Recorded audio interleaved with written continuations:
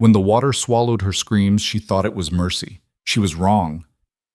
This is the story of a woman who stood at the edge of death, broken, betrayed, stripped of everything she knew, only to be dragged back into a world that had already destroyed her. What comes next isn't survival. It's something harder, something that will demand more than she has left to give. Stay with me until the end. Hit that like button and drop a comment with your city so I can see how far this story travels. Because what happens to Lydia Vance? It'll wreck you before it rebuilds you. The river didn't care. It roared past the rocks with the kind of violence that made thought impossible, the kind that swallowed sound and sense and self until there was nothing left but cold inevitability. Lydia Vance stood at its edge, her boots sinking into mud that wanted to claim her before the water could. Her dress, once pale blue, now stained with road dust and desperation, clung to her frame like a second skin that didn't fit anymore. Nothing fit anymore. She'd stopped shaking an hour ago. That was the strange part. When she'd first arrived at this godforsaken bend in the river, her whole body had trembled so hard her teeth clattered together. Now there was only stillness. The kind of stillness that came right before you stopped being a person and became a memory. The water churned white over black stones, endless and indifferent. It didn't judge. It didn't ask questions. It just was. And that was more honest than anything she'd encountered in the last 6 months. 6 months since Richard had looked her in the eye and smiled that smile, the one she'd thought meant love, and told her the deed to her father's land was safe in his hands. 6 months since she'd signed papers she couldn't read, trusting the man who'd promised her a future. 4 months since she'd realized the house was gone. 3 months since the bank had come. 2 months since she'd understood the full scope of what Richard Kavanaugh had done. How completely he'd dismantled her life like a man taking apart a clock just to see how it worked. 1 week since she'd learned she was carrying his child. The irony would have been funny if she'd had any laughter left in her. Lydia took another step forward. The water was louder here. So loud it filled her skull and pushed out everything else. All the shame, all the rage, all the pathetic what-ifs that had haunted her since the moment she'd watched strangers carry her mother's furniture out of the only home she'd ever known. She'd stood on that porch and watched them load her life onto a wagon, and she hadn't cried. Couldn't. The tears had dried up somewhere between betrayal and bankruptcy. The riverbank sloped sharply here, treacherous with loose stone and slick mud. One more step and gravity would do the rest. She wouldn't even have to choose. The river would choose for her. She closed her eyes. The roar became everything. And then something yanked her backward so hard her feet left the ground. Lydia hit the mud with a force that knocked the air from her lungs, strong hands gripping her arms like iron manacles. She gasped, choking on nothing, her vision sparking white at the edges as someone hauled her away from the edge like she weighed nothing at all. "What the hell do you think you're doing?" The voice was female, rough as creek gravel, and so angry it cut through the fog in Lydia's head. She blinked, tried to focus. A woman crouched over her, older, maybe 50, with steel gray hair pulled back in a braid that had seen better days, and eyes that looked like they'd witnessed every kind of human stupidity and had no patience left for any of it. "Let go," Lydia managed. Her voice sounded strange, distant. Like hell. The woman didn't release her grip. "You think I rode 3 miles out of my way to watch some fool girl throw herself in the Snake River? Think again." "You don't—" Lydia tried to pull free and found she couldn't. The woman's hands were calloused, strong, unmovable. "You don't understand." "Don't I?" The woman's expression was hard, carved from the same unforgiving stone as the landscape. "Let me guess, man trouble, lost everything. Figure the world's got no place for you anymore, so why not make it official?" She leaned closer, and her eyes were the color of winter sky. "How's that for understanding?" Lydia's throat closed. She looked away, unable to hold that gaze, unable to bear being seen so completely by a stranger. "Thought so." The woman released one of Lydia's arms but kept hold of the other, hauling her upright with surprising strength. "Name's Martha Hale, and you're coming with me." "I'm not—" Wasn't a question. Lydia stumbled as Martha pulled her further from the riverbank, away from the roar, away from the escape she'd been promised herself. Her legs barely worked. Everything hurt in a dull, distant way, like her body was something happening to someone else. I don't need your help, she said, and the words came out broken. Martha stopped, turned, and looked at her with something that might have been pity if it hadn't been wrapped in so much exasperation. Girl, you're standing in the mud with dead eyes and river water on your breath. I'd say you need every bit of help you can get. She jerked her chin toward a horse waiting in the scrub grass 30 yards back. Now move. Lydia didn't remember deciding to walk, but her feet moved anyway, following this stranger who'd appeared from nowhere like some kind of frontier angel with a mean streak and zero tolerance for self-pity. The horse, a big bay gelding with patient eyes, stood ground-tied, its reins dangling. Martha's saddle was worn but well kept, the leather dark with age and use. Can you ride? Martha asked. Lydia nodded. Her father had taught her when she was 7, before he died, before everything. Then get up. She managed to pull herself into the saddle, though her arms shook with the effort. Martha swung up behind her, reaching around to gather the reins, and kicked the gelding into a walk without another word. They rode in silence. The landscape was brutal in its beauty, all red rock and sage and sky so wide it made you feel like an insect.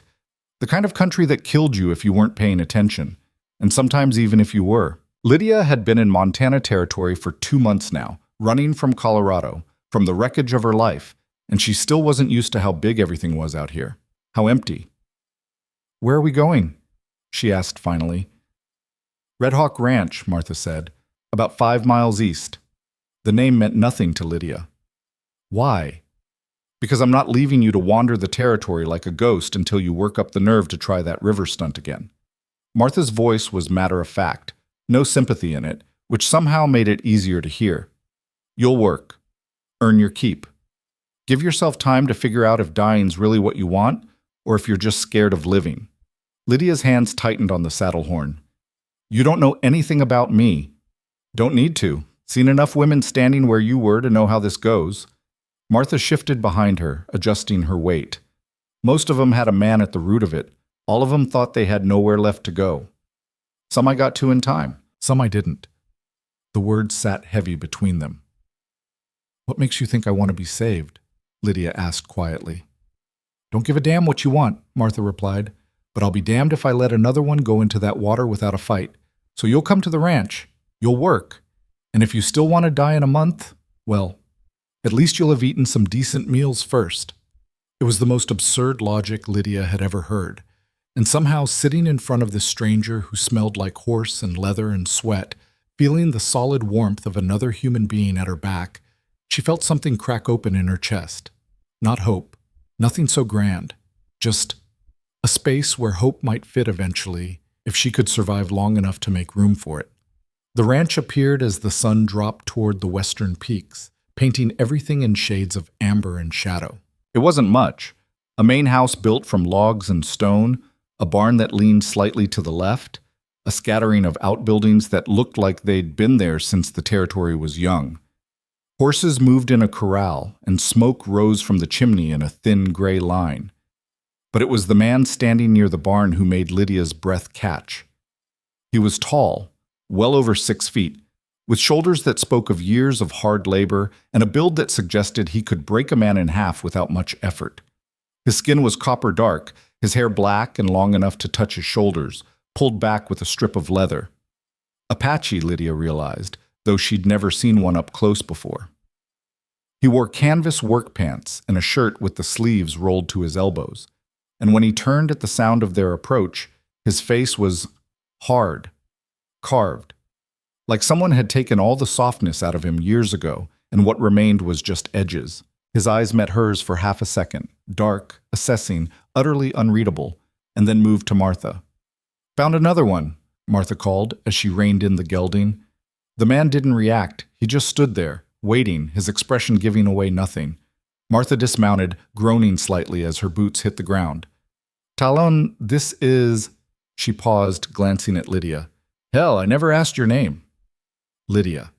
It came out barely louder than a whisper. Lydia Vance. Lydia Vance, Martha repeated. Found her about to take a swim in the Snake. Figured she could use a roof and some purpose. Talon's gaze returned to Lydia, and this time it stayed. He looked at her the way you'd look at a horse you were considering buying. Thorough, clinical, searching for weaknesses. She wanted to look away but found she couldn't. There was something in his eyes that felt like recognition, though they'd never met, like he saw exactly what she was. Broken, running, barely held together, and wasn't impressed or pitying or anything at all. "She stays in the east cabin," he said finally. His voice was low, rough-edged, with an accent that shaped the words differently than she was used to. "Works like everyone else. No special treatment." It wasn't a question, wasn't even really directed at Lydia. He was telling Martha the terms, and if Lydia didn't like them, well, there was the door. "Fair enough," Martha said. She looked up at Lydia, still sitting the horse. "You good with that?" Lydia swallowed. Every instinct screamed at her to refuse, to get back on this horse and ride until she found another river, another cliff, another way out. But underneath the screaming was something quieter, something that whispered, "What if?" "Yes," she said. Talon nodded once, then turned and walked toward the barn without another word, his shoulders straight and his steps measured. Dismissing her as easily as he'd acknowledged her, Martha chuckled. "Don't mind him. Talon's not much for conversation, but he's fair, works harder than any 3 men, expects the same from everyone else. You pull your weight, you'll be fine." Lydia dismounted, her legs unsteady beneath her. "Who is he?" "Owns this place. Him and his brother built it from nothing about 10 years back." Martha grabbed the gelding's reins and started toward the barn. "Lost his brother 5 years ago. Lost his wife and baby 2 years before that. Been alone ever since, more or less. Just him and the work." The words settled into Lydia's chest like stones. Lost his wife and baby. She looked toward the barn where Talon had disappeared, seeing him differently now. Understanding maybe why his eyes had looked the way they did. Like he'd already seen the worst thing possible and survived it. The east cabin was small. 1 room with a wood stove, a narrow bed, a table and chair that had seen better days. But it was clean. The roof looked solid. And when Martha showed her where the pump was, where the privy stood, where she could wash her clothes, Lydia felt something dangerously close to gratitude trying to surface. "Meals are at dawn, noon, and dusk," Martha said, standing in the doorway. "We eat together in the main house. Everyone contributes. You'll start in the kitchen tomorrow. Help me and Rosa with food prep. Once we see what you can handle, we'll figure out where you fit." Lydia nodded. Her tongue felt too thick to form words. Martha studied her for a moment, then sighed. "Look, I'm not going to stand here and tell you everything's going to be fine. I don't know you, don't know what you're running from or what you're carrying, but this place," she gestured vaguely at the ranch beyond the cabin walls, "it's got a way of putting you back together if you let it, or breaking you worse if you fight it. Your choice which way it goes." "Thank you," Lydia managed. "Don't thank me yet. Wait till you've been up since before dawn hauling water and chopping vegetables for 12 people. Martha's smile was grim. "Get some sleep. Tomorrow starts early." She left, pulling the door closed behind her, and Lydia was alone. The silence was enormous. She stood in the center of the cabin, taking in the spare furnishings, the rough-hewn walls, the single window that looked out toward the mountains. This was it. This was where she'd ended up after everything. A stranger's charity, a borrowed room, a life rebuilt from less than nothing. Her hand drifted to her stomach, flat still, showing nothing. She thought about the river, about how close she'd come, about the shock of Martha's hands on her arms, yanking her back from the edge. She thought about Talon's eyes, dark and distant and full of ghosts, and she thought, what if? Kots. The roosters started before dawn. Lydia woke to the sound of them screaming their territorial disputes into the gray pre-dawn light, her body aching in places she'd forgotten could hurt. The bed was harder than the ground would have been, the blanket thin, and when she opened her eyes she had a moment of complete disorientation. Where was she? Why was she here? What had happened? Then it came back. All of it. She sat up slowly, her head pounding. Someone had left a basin of water on the table and a cloth folded beside it. She washed her face, her hands, trying to scrub away the feeling of the river still clinging to her skin. Her dress was a disaster, stained and torn, and smelling of mud and desperation. It was the only one she had. A knock rattled the door. "You decent?" Martha's voice, gruff and impatient. Yes. The door opened and Martha stepped in, carrying a bundle of fabric. Here. Can't have you working in that. She thrust the bundle at Lydia. A simple work dress in faded gray cotton, worn but clean. It'll be big on you, but it'll do. Get changed and get to the main house. We've got breakfast to make. She left before Lydia could respond. The dress was indeed too large, hanging loose on Lydia's frame in a way that made her look smaller than she was. But it was clean and it smelled like soap and sunshine, and when she tied the apron Martha had included, she almost looked like someone who belonged somewhere. Almost. The main house was bigger than it had seemed in the dusk, built solid with a wide porch and windows that caught the first pale light of dawn. Lydia climbed the steps and pushed open the door, stepping into warmth and noise and the overwhelming smell of coffee. The kitchen was huge, dominated by a cast-iron stove that radiated heat like a small sun. Martha stood at a work table, kneading dough with the kind of efficient violence that suggested she'd been doing it for 40 years. Another woman, younger, Mexican, with kind eyes and quick hands, worked at the stove, flipping eggs in a massive skillet. That's Rosa, Martha said without looking up. Rosa, this is Lydia. She'll be helping us from now on. Rosa glanced over, smiled, and nodded. Buenos dias. Buenos dias, Lydia echoed, the words feeling strange in her mouth. Don't just stand there, Martha barked.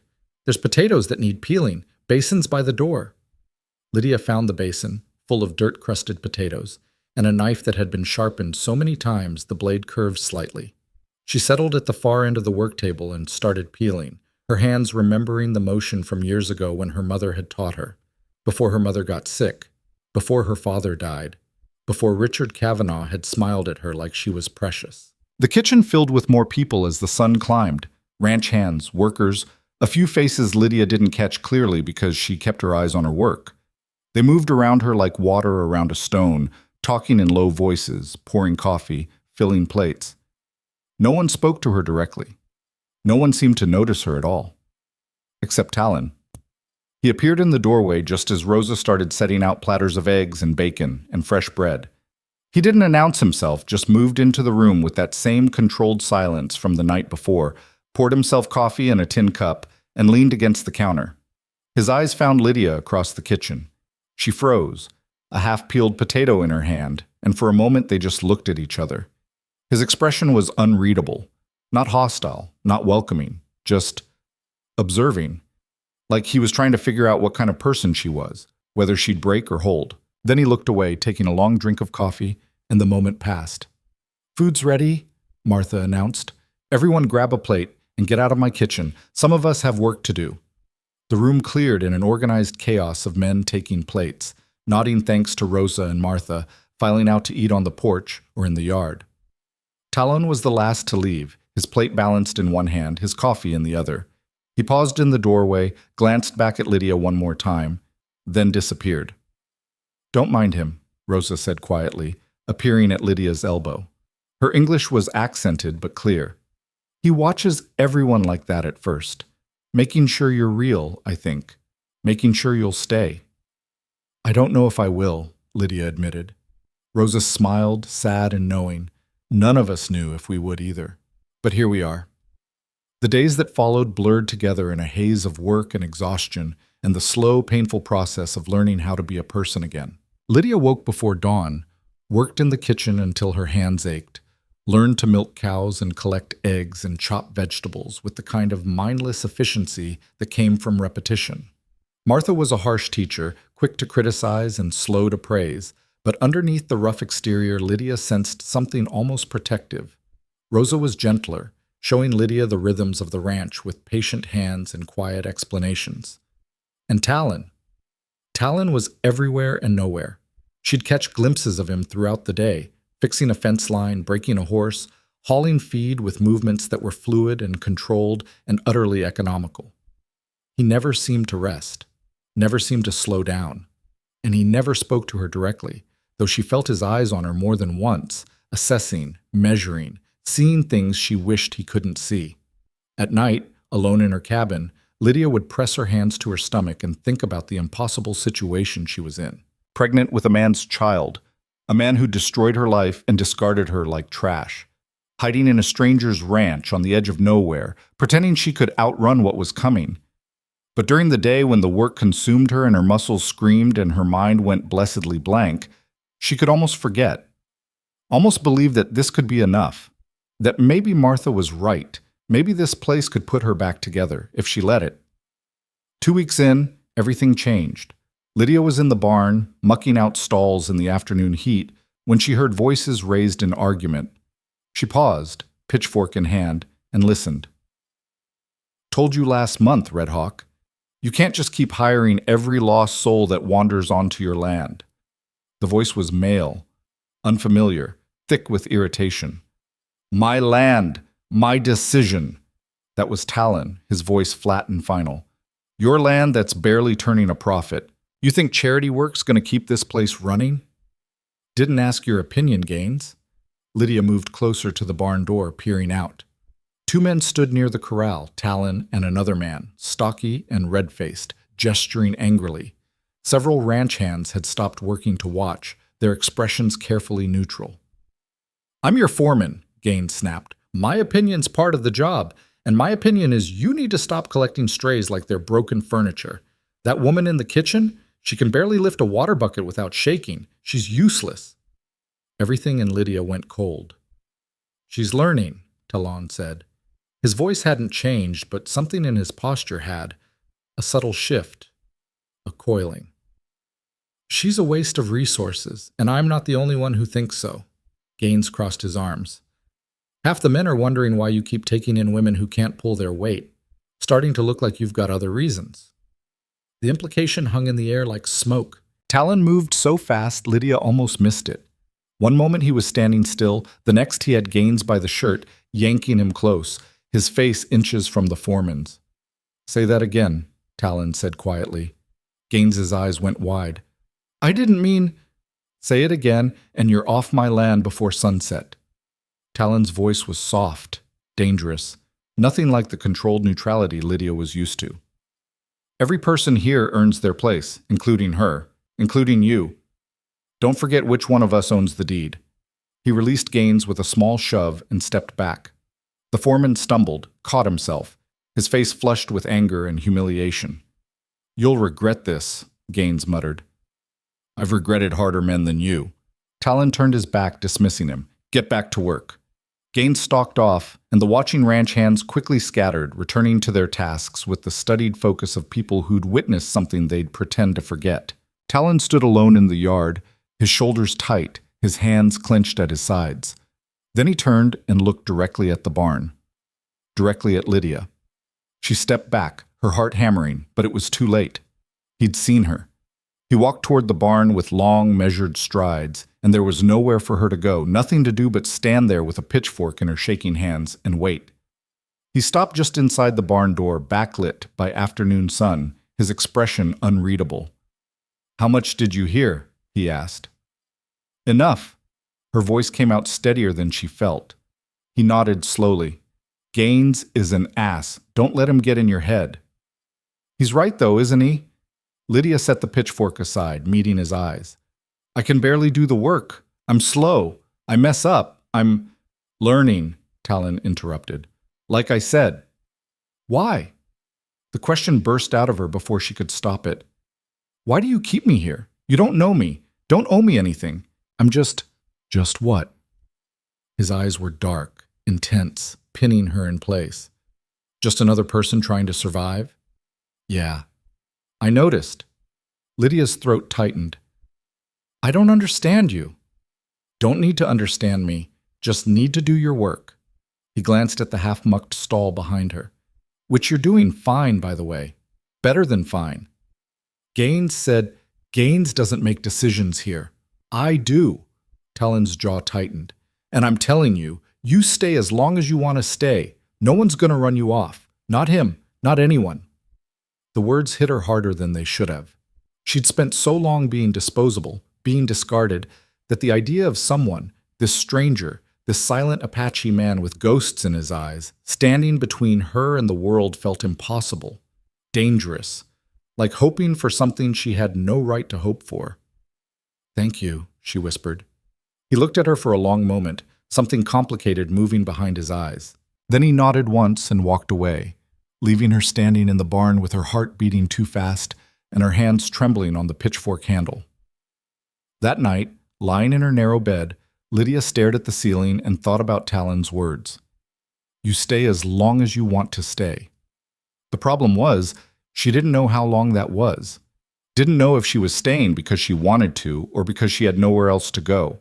Didn't know if the hollow ache in her chest was starting to heal or if it was just going numb from overuse.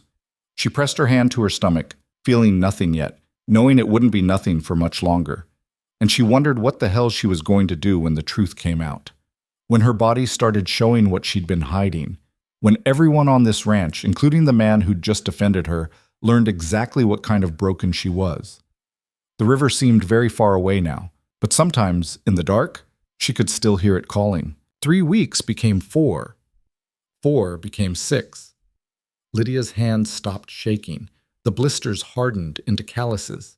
She learned to lift the water buckets without her arms trembling, to chop wood without the axe slipping from her grip, to wake before the roosters and move through the pre-dawn dark like she'd been doing it her whole life. The work was brutal and endless, and exactly what she needed. A way to exhaust herself so completely that sleep came fast and dreamless, leaving no room for the thoughts that waited in the quiet spaces. But the quiet spaces were getting harder to ignore.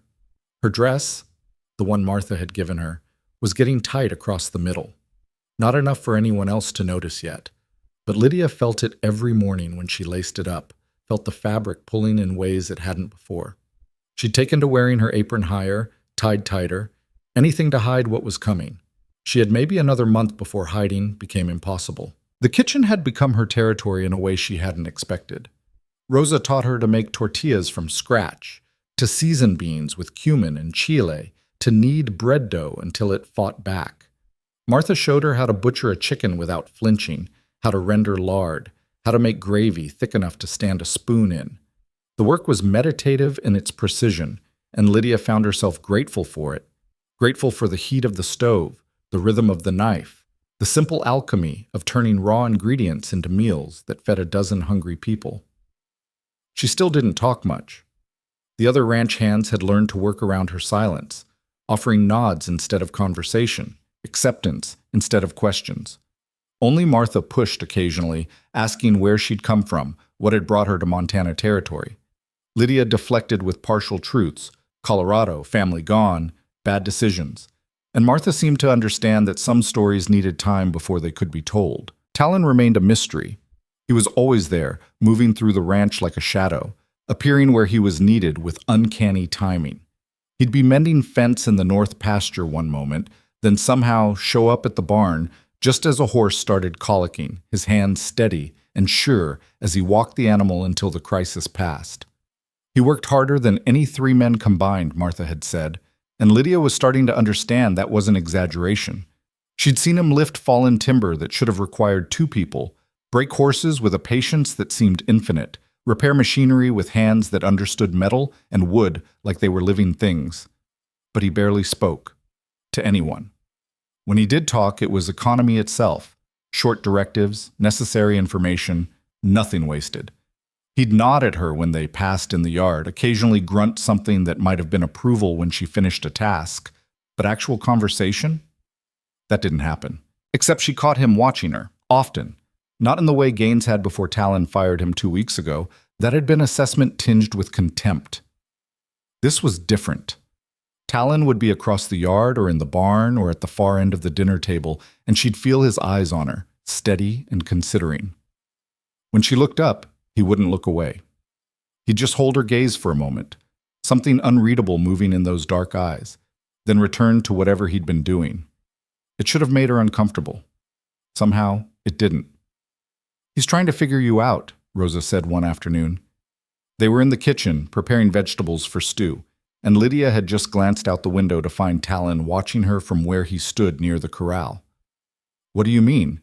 Rosa smiled, her knife moving quick and practiced through an onion. "Talon, he doesn't trust easy. Takes some time to see if people are real or just passing through. He's been burned before. People who took his help then left. The second things got hard. People who lied. She paused. People who made promises they didn't keep. Lydia thought about that. His wife. Ah. Rosa's expression went soft and sad. You heard about that? Martha mentioned he'd lost her and a baby. Yes. Long time ago now, but Rosa set down her knife, wiping her hands on her apron. Some losses don't get smaller with time. They just change shape. Talon, he loved her very much. Maria was her name. She was Apache, too, from a different band. Beautiful, strong, pregnant with their first child when the fever came. Lydia's chest tightened. What happened? The fever killed half the nearby Apache camp that winter. Maria was trying to help, taking care of the sick. She caught it. Was gone in 3 days, her and the baby both. Rosa's eyes were distant, remembering. Talon wasn't the same after. Built walls around himself so high nobody could climb them. Threw himself into the ranch, into work, into anything that kept him from feeling. His brother tried to reach him, but she shook her head. Then his brother died too, riding accident. After that, Talon just closed off completely. Been that way ever since. The pieces were falling into place. Why he worked like he was trying to outrun something. Why his eyes looked so old. Why he kept everyone at arm's length. He was protecting himself the only way he knew how, by not letting anyone close enough to lose. Why are you telling me this? Lydia asked quietly. Rosa looked at her, really looked, and there was knowing in her expression. Because I see how you watch him too, and I see how you both move around each other like magnets that can't decide if they're pulling together or pushing apart. She picked up her knife again. Just thought you should understand what you're seeing. He's not cold. He's careful. There's a difference. That night, Lydia couldn't sleep. She lay in her narrow bed and thought about Talon standing over his wife's grave, about the child that never drew breath, about the brother who died and left him alone. She thought about the walls he'd built and wondered what it would take to break through them. Then she thought about her own walls, her own secrets, and realized she had no right to judge his defenses when hers were just as high. Her hand drifted to her stomach. In another month, maybe less, everyone would know. The whispers would start. Questions would be asked. And what would she say? That she'd been foolish enough to trust a man who'd seen her only as a means to an end? That she was carrying the child of someone who'd stolen everything from her and laughed while doing it? She needed to tell someone. Soon. But every time she opened her mouth to try, the words tangled up with shame and died in her throat. The next morning brought rain. The kind that turned the whole world gray and made the ranch yard a mess of mud that sucked at boot heels and splattered everything. Lydia worked in the kitchen while water hammered the roof, helping Rosa prepare a massive pot of pozole that would feed everyone through the day. The windows fogged with steam, the stove roared, and the smell of hominy and pork and chiles filled the air until breathing felt like eating. Around midday, the kitchen door banged open and Talon walked in, soaked to the bone despite his oilskin coat. Water dripped from his hair and ran in rivulets down his face as he crossed to the stove, moving with that same controlled economy even though he had to be freezing. "Coffee," he said, and Rosa hurried to pour him a cup. He wrapped both hands around the tin, letting the heat soak into his fingers, and for the first time since Lydia had met him, he looked tired. Not just physically exhausted, though, that too, but worn down in a way that went deeper than muscle and bone. "Bad out there?" Rosa asked. "Creek's rising fast. If this keeps up, we'll need to move the herd to higher ground." He took a long drink, grimaced at the heat, kept drinking anyway. "Lost part of the north fence. Water took it right out." "You need help?" "Got Martinez and Webb on it." His eyes shifted to Lydia, standing at the work table with her hands covered in masa. "How's your riding?" The question caught her off guard. "I can manage." "Good. When the rain stops, you're coming with me to check the south pasture. Need to see if the cattle drifted." It wasn't a request. Lydia nodded, her pulse picking up for reasons she couldn't name. Talon finished his coffee, set the cup down, and walked back into the rain without another word. "Well," Rosa said, watching him go. "That's new." "What is?" "Him asking for help." Rosa's smile was small and knowing. "Especially from you." The rain didn't stop until late afternoon, and by then, the ranch was a disaster of standing water and mud thick enough to lose a boot in. Lydia changed into canvas pants Martha had found for her, too big, cinched with rope, and met Talon at the barn where he was saddling 2 horses with quick, practiced movements. He glanced at her outfit, something that might have been amusement flickering across his face. "You'll do." The horse he gave her was a gray mare with intelligent eyes and a patient demeanor.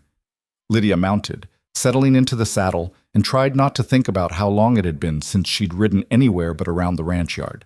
The mare shifted beneath her, testing, then seemed to accept her, and stood quiet.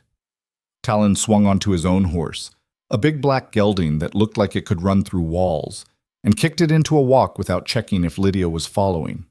She followed. They rode in silence, moving through muddy grass and around standing water, the mountains dark and brooding in the distance.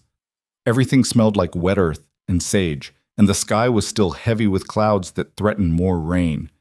Talon rode like he'd been born on horseback, his body moving with the horse's rhythm in a way that made it hard to tell where man ended and animal began. Lydia tried to keep up, tried not to let her nervousness show. The mare was good, responsive, but not skittish, and after a few minutes she found herself relaxing into the motion, remembering what her father had taught her all those years ago. Heels down, sit deep, let the horse do the work. The south pasture opened up before them, a wide sweep of grass dotted with cattle that looked up as they approached, unconcerned. Talon pulled his horse to a stop and surveyed the herd with eyes that cataloged everything in seconds. "Count looks good," he said, more to himself than to her. Nobody wandered off. He dismounted and walked through the herd, checking animals with hands that moved over hides and legs and hooves with professional efficiency. Lydia stayed mounted, watching, trying to understand what he was looking for. After a few minutes, he returned, swinging back into his saddle. "They're fine. Creek didn't reach them." "That's good." He looked at her then, really looked, and she felt pinned by the directness of it. "You did good today. In the kitchen, with the work." The praise was so unexpected it took her breath. "Thank you. You're getting stronger, steadier." He paused. "Still look like you're running from something, though." Lydia's hands tightened on the reins. "I'm not. Don't lie to me." His voice was quiet, not angry, just firm. "I know what running looks like. Been there myself." Her throat closed. She wanted to defend herself, to deny it, but what was the point? He was right. She was running, had been running since the moment she'd signed those papers in Richard's office. "What are you running from?" she asked instead. Talon's expression didn't change, but something shifted behind his eyes. "Same thing as you, probably. The past. Choices that can't be unmade." He gathered his reins. "Difference is, I stopped running. Realized it doesn't matter how fast you go. You take yourself with you everywhere." The words hit like a physical blow. They rode back to the ranch as the sun broke through the clouds, painting everything gold and shadow. Lydia's mind churned with what he'd said, with the truth of it, with the impossibility of her situation. She couldn't keep running. The baby growing inside her was proof of that. Soon there'd be nowhere left to hide. She needed to face it, face him. The decision solidified in her chest like something hard and cold. That evening, after dinner, after the dishes were washed and the kitchen cleaned and everyone had scattered to their own corners of the ranch, Lydia stood outside her cabin and stared at the darkening sky. Her heart hammered against her ribs. Her palms were sweating despite the cool air. She'd made up her mind. Tomorrow, she'd go back to Denver, back to Richard Kavanaugh's office. She'd confront him, tell him about the baby, demand what? She didn't know. Money? Recognition? An apology for destroying her life? None of it would come. She knew that. But she had to try. Had to look him in the eye and make him see what he'd done, make him face the consequences of his cruelty. Maybe then she could move forward. Maybe then she could stop running. The plan was insane, dangerous even. She had no money for travel, no idea how she'd get there, no guarantee he'd even see her. But it was better than this, better than hiding, better than waiting for her body to betray her secrets, better than living in borrowed space with borrowed kindness while the truth rotted inside her.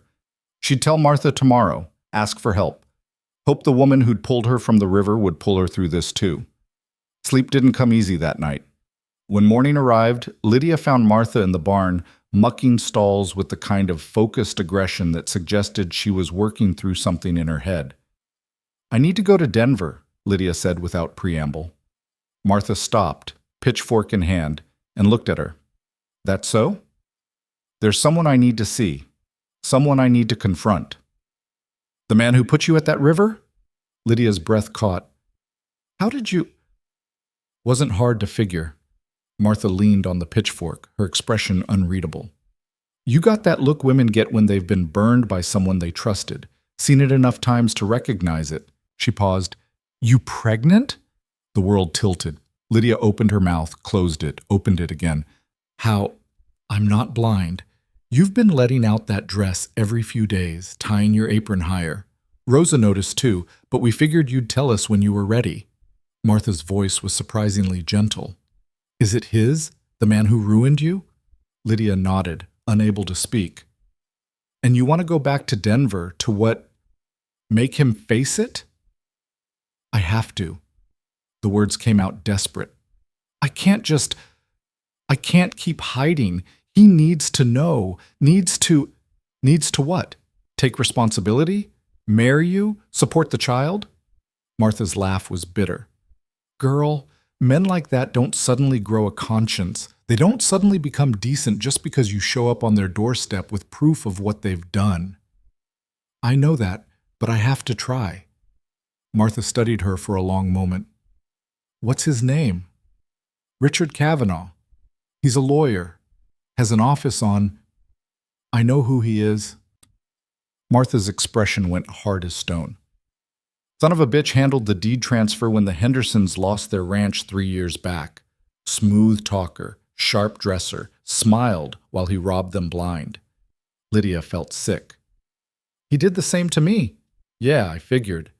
Martha stabbed the pitchfork into the hay, leaving it standing. "Listen to me. Going back there, confronting him, it's not going to give you what you want. Men like Kavanaugh's, they don't feel shame, they don't feel guilt. You show up pregnant and desperate, he'll use it against you, twist it around until somehow it's your fault, make you smaller than you already feel. So what am I supposed to do, just hide here forever? No, you're supposed to make a choice about what kind of life you want for that baby. Whether you want to raise it in the shadow of a man who'll never claim it, or whether you want to build something new, something clean." The words made sense. Lydia knew they made sense. But the need to confront Richard, to make him see, it burned in her chest like hunger. "I have to go," she said quietly. "Even if you're right, even if it ends badly, I need to look him in the eye and tell him, otherwise I'll spend the rest of my life wondering." Martha sighed, long and weary. "You're as stubborn as you are stupid. Fine. I'll give you money for the train, but you're taking someone with you." "I don't need—" "Wasn't asking." Martha's voice went hard. "You go alone, you'll end up right back at that river, or worse. You want to do this fool thing, you do it with backup." "Who—" "I'll talk to Talon." Lydia's stomach dropped. "No, not him. I can't—" "Can't what? Let him see you're human? Let him help?" Martha's eyes were sharp. "He's been watching you for weeks, girl, trying to figure out if you're going to make it or break. You think he won't notice when you disappear for days? You think he won't ask questions?" "But he doesn't— I haven't—" Lydia couldn't find the words. The idea of Talon knowing, of seeing her weakness, her shame, was unbearable. "Then tell him, before I do." Martha pulled the pitchfork free and went back to work. "You've got until tonight. After that, I'm making the choice for you." Lydia walked out of the barn feeling like she'd been kicked by a horse. The day passed in a blur. She went through the motions, helped with lunch, cleaned the kitchen, collected eggs, but her mind was elsewhere, circling the impossible conversation she needed to have. How did you tell someone you barely knew that you were pregnant with another man's child? How did you ask for help when you'd spent your whole life learning that help always came with conditions? By evening, she still hadn't found an answer. She was sitting on the porch of her cabin, watching the sun paint the mountains orange and purple, when Talon appeared. He walked out of the dusk like a ghost, his steps silent on the grass, and stopped a few feet away. "Martha says you need to go to Denver," he said without preamble. Lydia's heart hammered. She told you? Told me you had business there. Told me you were going whether it was smart or not. His eyes were steady on hers. Told me I should go with you. You don't have to. I know. He moved closer, leaning against the porch railing, his face half in shadow. But I'm going anyway. Ranch can spare me for a few days. Can't spare you if you get yourself killed doing something stupid. It's not your problem. Didn't say it was. He was quiet for a moment, then, what's in Denver that's worth going back for? This was it, the moment she'd been dreading. Lydia took a breath, forcing herself to meet his eyes. The man who destroyed my life. Richard Kavanaugh. He's a lawyer. He convinced me to sign over my father's land, told me it was just paperwork, that he'd take care of everything. Her voice shook, but she kept going. He stole it all, the house, the property, everything, left me with nothing. And She faltered, the words catching in her throat. Talon waited, patient, his expression giving nothing away. I'm pregnant, Lydia said finally, the words coming out in a rush. It's his, and he doesn't know. I found out after everything fell apart, after I'd already run. I need to tell him. Need to make him face what he did. The silence stretched between them, heavy and terrible. Talon's face was unreadable in the fading light. For a long moment he just looked at her, and Lydia braced herself for disgust, for anger, for the withdrawal she'd been expecting since the moment she'd arrived at this ranch. Instead he said, "How far along?" The question wasn't what she'd expected. 3 months, almost 4. He nodded slowly, processing. And you think confronting him will change something? I don't know, maybe. Probably not. She wrapped her arms around herself. But I can't keep hiding. Can't keep pretending this isn't happening. No, you can't. He straightened, his shoulders squared against the darkening sky. We leave tomorrow, first train out. You confront him, you get your answers, and then we come home. Home. The word hung between them, strange and fragile. Thank you, Lydia whispered. Talon looked at her one more time, something complicated moving behind his eyes. Not judgment, not pity, but something else. Something that looked almost like understanding. Get some sleep, he said. It's a long ride to town. Then he walked away, disappearing into the dusk, leaving Lydia sitting alone with her racing heart and the terrifying knowledge that tomorrow everything would change, one way or another. The train to Denver smelled like coal smoke and unwashed bodies, the seats hard enough to bruise. Lydia sat by the window watching Montana Territory slide past in shades of brown and gold, her hands folded in her lap to hide their trembling. Talon sat across from her, his long legs stretched into the aisle, his hat pulled low over his eyes. To anyone watching, he looked like he was sleeping, but Lydia could see the tension in his jaw, the way his fingers drummed once against his thigh before going still. He hadn't said much since they'd left the ranch, just helped her onto the wagon, rode beside her to town in silence, bought their tickets with money Martha had pressed into his palm, along with instructions Lydia hadn't been able to hear. On the platform, waiting for the train, he'd stood close enough that their shoulders almost touched, his presence solid and grounding while her stomach tried to crawl up her throat. Now, hours into the journey, the silence felt heavy with all the things neither of them was saying. You don't have to come into his office with me, Lydia said finally, her voice barely audible over the clatter of the rails. Talon's eyes opened, sharp and immediate despite the pretense of rest. Already told you I'm going, but not negotiable. He shifted, sitting up straighter, fixing her with a look that was equal parts stubborn and something she couldn't quite name. You want to face him? Fine, but you're not doing it alone. Why? The question came out more desperate than she'd intended. Why do you care what happens to me?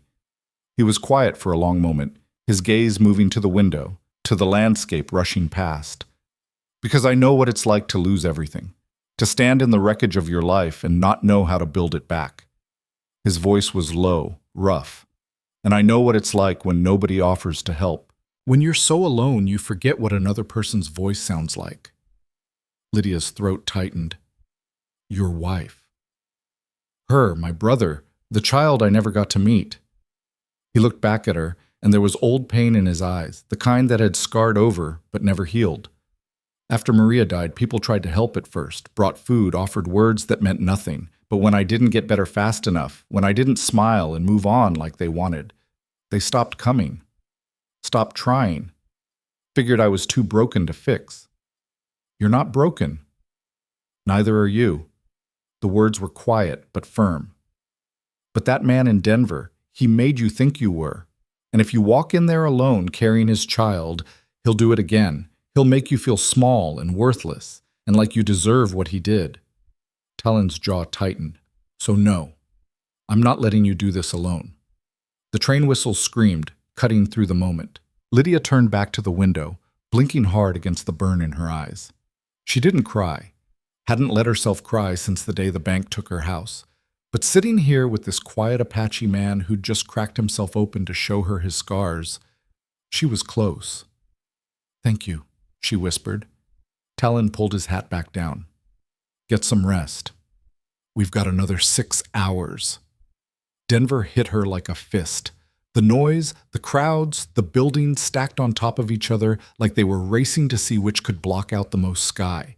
It was everything she'd run from condensed into a few city blocks. Lydia stepped off the train onto the platform and felt the world tilt. Too many people moving too fast in too many directions. Beside her, Talon's hand caught her elbow, steadying her without a word. You good? He asked quietly. She nodded, not trusting her voice. They found a boarding house 2 blocks from the station, cheap and clean enough, with a landlady who took one look at Talon and pursed her lips, but took his money anyway. Separate rooms, Talon specified, his tone making it clear he wouldn't argue about it. The landlady showed them upstairs, handed over keys, and disappeared with a sniff that said exactly what she thought about Apache men traveling with white women. Lydia barely noticed. Her mind was already ahead, planning, circling the conversation she needed to have. Richard's office was on Larimer Street. She knew that much. 3rd floor of the Kittredge building. She'd been there once, months ago, when he'd smiled and called her darling and told her to sign right here, just a formality. Tomorrow morning, Talon said, reading her thoughts. You go in tired and rattled, he'll use it against you. Get some sleep, clear your head. He was right, but sleep felt impossible. Lydia lay in her narrow bed and stared at the ceiling, listening to the sounds of the city through the thin walls, voices, horses, the distant clang of streetcars. It was so different from the ranch, from the vast quiet and the wind in the grass. Here, everything pressed in close, suffocating. She thought about what she'd say to Richard, practiced speeches in her head, trying to find words that would make him understand what he'd done. But every version sounded pathetic, desperate, exactly what Martha had warned her against. Around midnight, she gave up and sat by the window watching Denver sleep. A soft knock at her door made her jump. It's me, Talon's voice, quiet. She opened the door to find him standing in the hallway, still fully dressed, his expression concerned. Heard you pacing. Thought you might need this. He held out a tin cup, tea, from the smell of it, steam rising in the cool air. Lydia took it, grateful beyond words. Couldn't sleep. Yeah, me neither. He leaned against the doorframe, not coming in but not leaving either. You scared? Terrified. Good. Means you're thinking straight. He was quiet for a moment. You know it probably won't go how you want, right? He's not going to suddenly become a decent man just because you show up. I know. She sipped the tea, chamomile, surprisingly gentle. But I have to try. Have to make him look at me. At what he did. Talon nodded slowly. Then we make sure you walk out of there with your head up. No matter what he says. No matter what he does. His eyes were steady on hers. You're stronger than you think, Lydia. Stronger than he made you believe. The words hit her square in the chest. She wanted to argue, to list all the ways she'd been weak and stupid and blind. But standing there in the doorway with this man who barely knew her looking at her like she mattered, she couldn't find the energy for self-hatred. Get some sleep, Talon said finally. I'll be next door if you need anything. He disappeared down the hallway, his steps silent, leaving Lydia with her tea and the terrifying knowledge that tomorrow she'd face the man who'd destroyed her. And maybe, just maybe, she'd survive it. Morning came too fast. Lydia dressed in the best clothes she had, the gray work dress, carefully washed and pressed, her hair pinned back tight enough to hurt. She wanted to look composed, strong, like someone who deserved to be taken seriously. The mirror showed her a woman who looked scared and young and obviously pregnant if you knew where to look. She pressed her hands to her stomach, feeling the slight swell that wouldn't stay hidden much longer. "Whatever happens," she whispered to the child she couldn't quite believe in yet, "I'm trying. I'm doing the best I can." Talon was waiting downstairs, dressed in clean canvas pants and a shirt that made his shoulders look even broader. He'd left his hat behind, his long dark hair loose around his face in a way that made him look both dangerous and strangely vulnerable. The landlady watched them leave with narrow eyes and tight lips. The walk to Larimer Street took 15 minutes. With every step, Lydia's heart beat harder, her palms slick with sweat despite the cool morning air. Talon stayed close, not touching her but near enough that she could feel his presence like a shield. The Kittredge building loomed ahead, all brick and glass and the kind of prosperity built on other people's ruin. Lydia stopped at the entrance, her feet refusing to move. "I can't do this." "Yes, you can." Talon's voice was quiet but absolute. "You already survived the worst thing he could do. This is just looking him in the eye and telling him so." She forced herself to breathe, to move, to climb the stairs to the third floor where Richard Kavanaugh's name was painted on frosted glass in letters that screamed success. The outer office was empty except for a secretary, young, pretty, with the kind of polished efficiency that came from working for men who paid well. She looked up as they entered, her smile professional until she saw Talon. Then it froze, became brittle. "Can I help you?" "I need to see Richard Kavanaugh," Lydia said, proud of how steady her voice sounded. "Do you have an appointment?" "No, but he'll want to see me. Tell him Lydia Vance is here." The secretary's eyes flicked between Lydia and Talon, clearly trying to decide if calling her employer was worth the trouble. "Mr. Kavanaugh is very busy. Tell him." Talon's voice was soft but carried weight. "Now." The secretary stood, her movements sharp with irritation, and disappeared through the inner door. Lydia heard muffled voices, too quiet to make out words. Then the door opened and Richard Kavanaugh stepped through. He looked exactly the same. Tall, handsome in a polished way, with brown hair slicked back and a suit that probably cost more than Lydia had ever owned in her life. His smile was broad and warm and completely false. "Lydia, what a wonderful surprise." He came toward her with arms outstretched like they were old friends, like he hadn't stolen everything she had. "I was just thinking about you the other day. How have you been?" The casual cruelty of it stole her breath. He was going to pretend, going to act like nothing had happened, like she'd just stopped by for a friendly visit. "I need to talk to you," she managed, "in private." Richard's eyes slid to Talon, and something ugly flickered across his face before the smile returned. "Of course. Though I'm not sure your companion will be comfortable in my office. Perhaps he'd prefer to wait out here." "He stays with me." Lydia's voice was stronger now, fed by anger. Richard's smile tightened. "Very well. Miss Hartwell, hold my appointments." He gestured to the inner office. "After you." The office was exactly what she'd expected. Dark wood, leather chairs, shelves lined with law books that probably had never been opened. Richard moved behind his desk with the easy confidence of a man in his territory, gesturing for them to sit. Talon remained standing, positioning himself slightly behind Lydia's chair. A silent presence, watchful and still. "So," Richard said, leaning back in his chair, fingers steepled, "what brings you all the way to Denver? I thought you'd moved on, started fresh somewhere." "You know why I'm here." Lydia's hands gripped the arms of the chair. "You stole my land, my house, everything my father left me." Richard's expression shifted, surprise, then amusement, like she'd told a particularly good joke. "Stole? Lydia, darling, you signed the papers yourself. Legal transfer of deed. I helped you, if you recall. Took a property that was drowning in debt and saved you from complete ruin," said. "You lied to me, told me it was temporary, that you'd hold it until I could pay off the debts. And you believed me." His smile was sharp now, showing teeth. "That's not theft, sweetheart. That's business. If you were foolish enough to sign without reading, without getting your own lawyer, well, that's hardly my fault. The words hit like blows. Lydia felt her composure cracking, felt the shame rising hot in her throat. "You destroyed my life," she whispered. "I made a profit." Richard shrugged. "Flipped the property to a developer for 3 times what it was worth, paid off your debts, and pocketed the rest. Smart business." He leaned forward. "You want to be angry at someone? Be angry at yourself for being so trusting, so naive." Behind her, Lydia felt Talon go very still. The kind of stillness that came right before violence. "There's something else," she said, forcing the words out before she lost her nerve. "I'm pregnant. It's yours."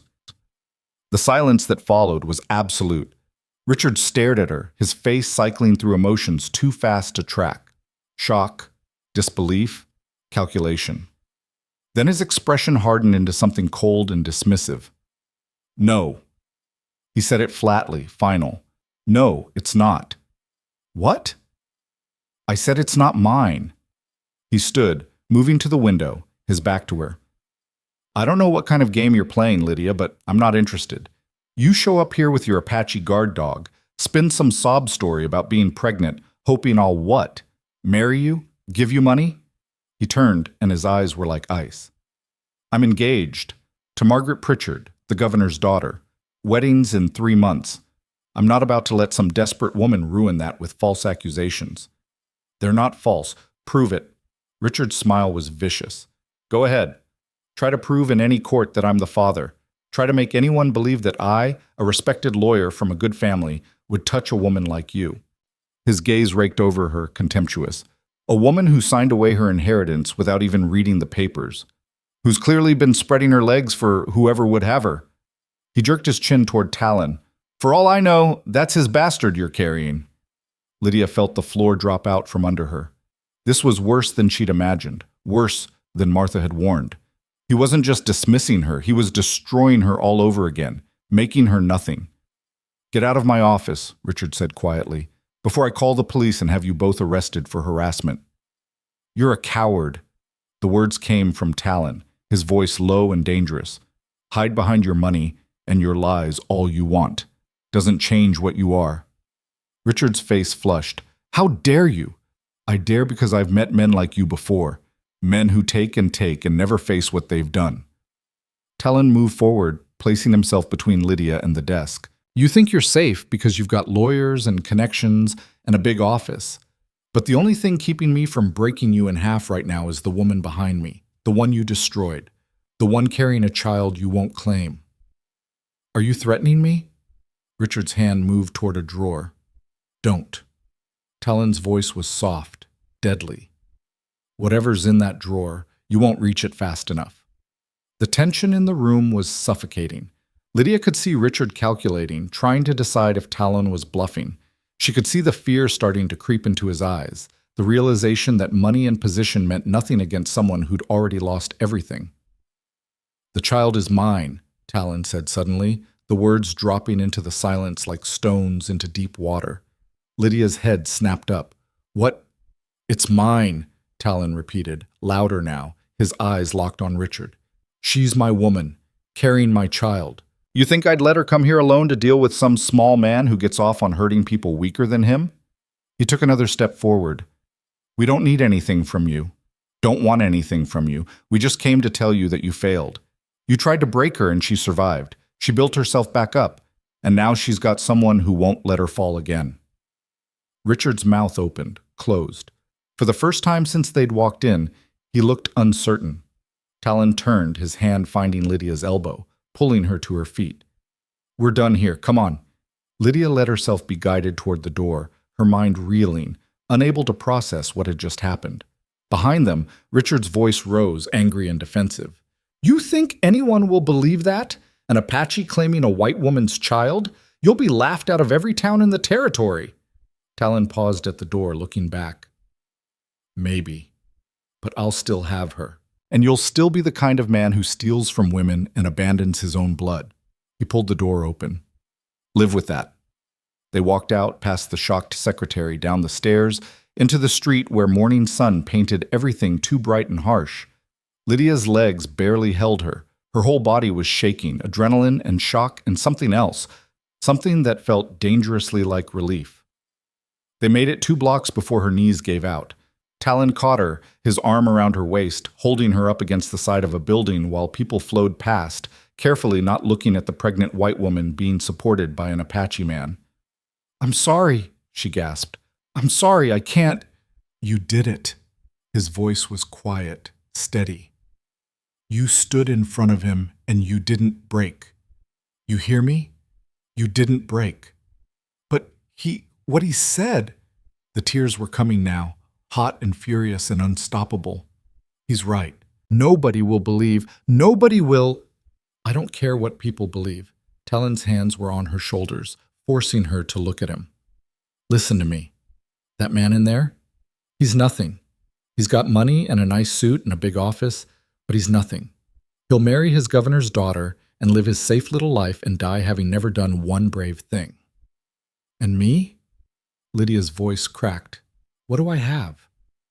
"You have the strength to survive him, to stand up, to keep breathing when it would be easier to quit."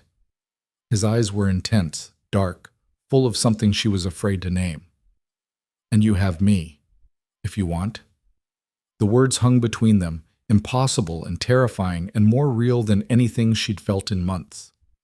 "Why did you say it?" she whispered. "Why did you claim the baby?"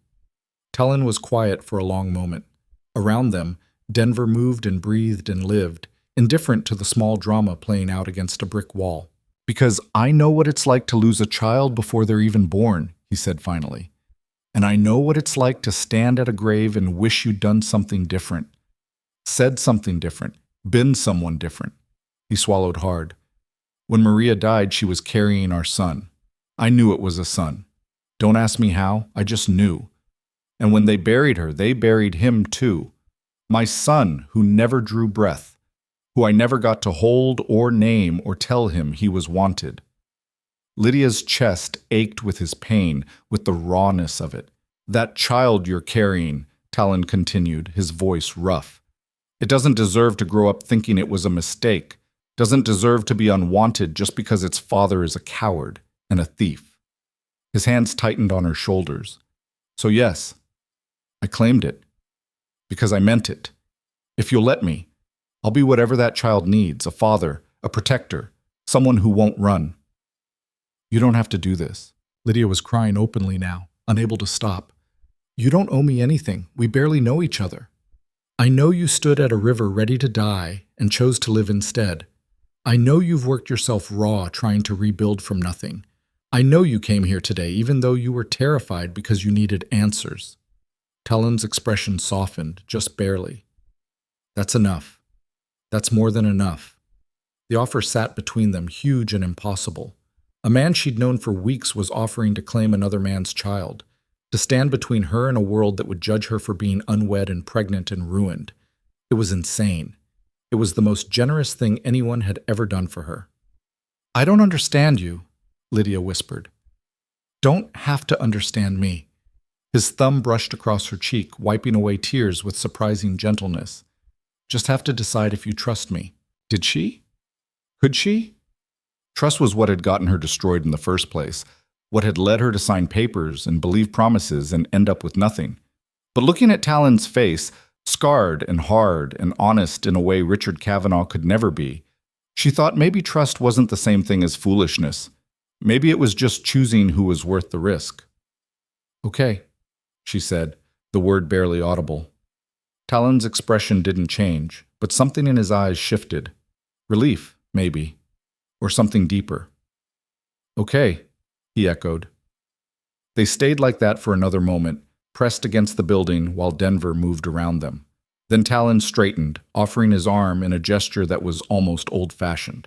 "Come on, let's go home." Home. That word again.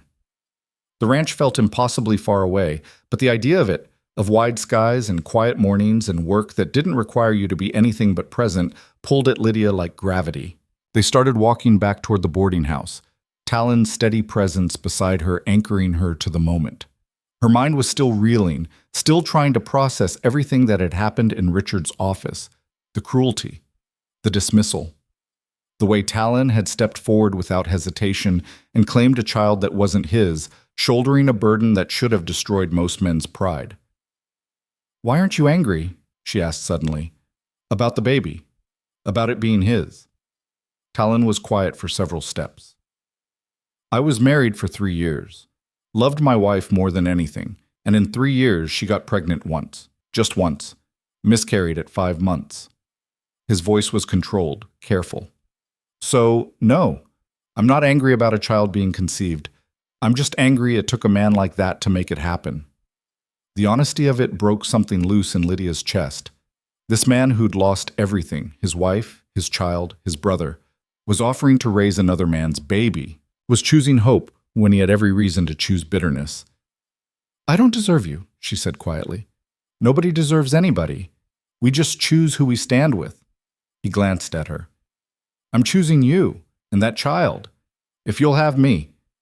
The words were simple, direct, free of the poetry and promises that Richard had used to destroy her, and somehow that made them mean more. They reached the boarding house as afternoon sun slanted long across the street. The landlady watched them climb the stairs with the same pursed disapproval, but Lydia found she didn't care anymore. Let the woman judge. Let the whole city judge. She had answers now. Not the ones she'd wanted, but real ones.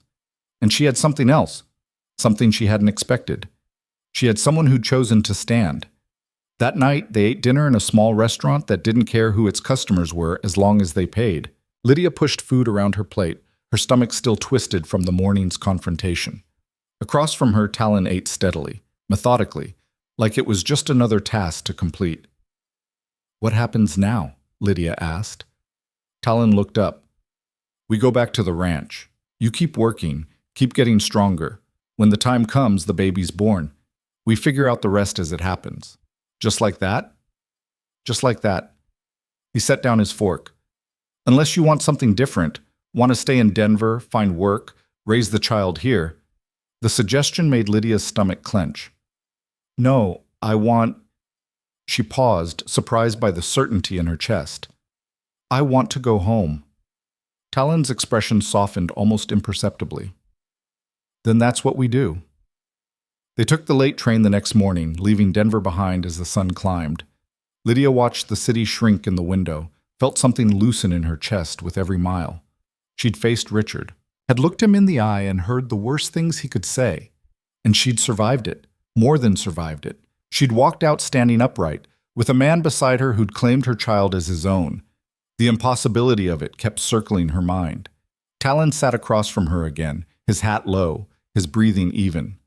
She studied him in the shifting light, the strong lines of his face, the scars she could see on his hands, the quiet strength that radiated from him even in rest.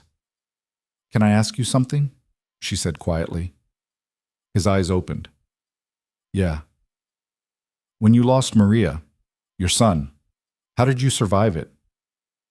Talon was silent for so long she thought he wouldn't answer. Then, "I didn't, not at first. I tried to drink myself to death, but Martha kept pouring out my whiskey, tried to work myself to death, but the ranch just kept needing more. My brother stood by me even when I told him to leave, wouldn't quit on me even when I'd quit on myself. And then he died too. Yeah, thrown from a horse, broke his neck, was gone before I could even reach him." Talon's jaw tightened. "After that, I figured I was cursed, that everyone I cared about would die and it was my fault for caring. So I stopped. Stopped letting anyone close, stopped hoping for anything except the next day's work." "What changed?" He looked at her directly, and his eyes were raw. "You did. Watching you stand at that river, then watching you fight your way back. Seeing someone else survive losing everything, it reminded me that maybe survival isn't the same as living. Maybe there's supposed to be something more." Lydia's throat closed. "I'm not brave like you think I am." "You're braver than you know." He leaned forward slightly. "You could have let that river take you.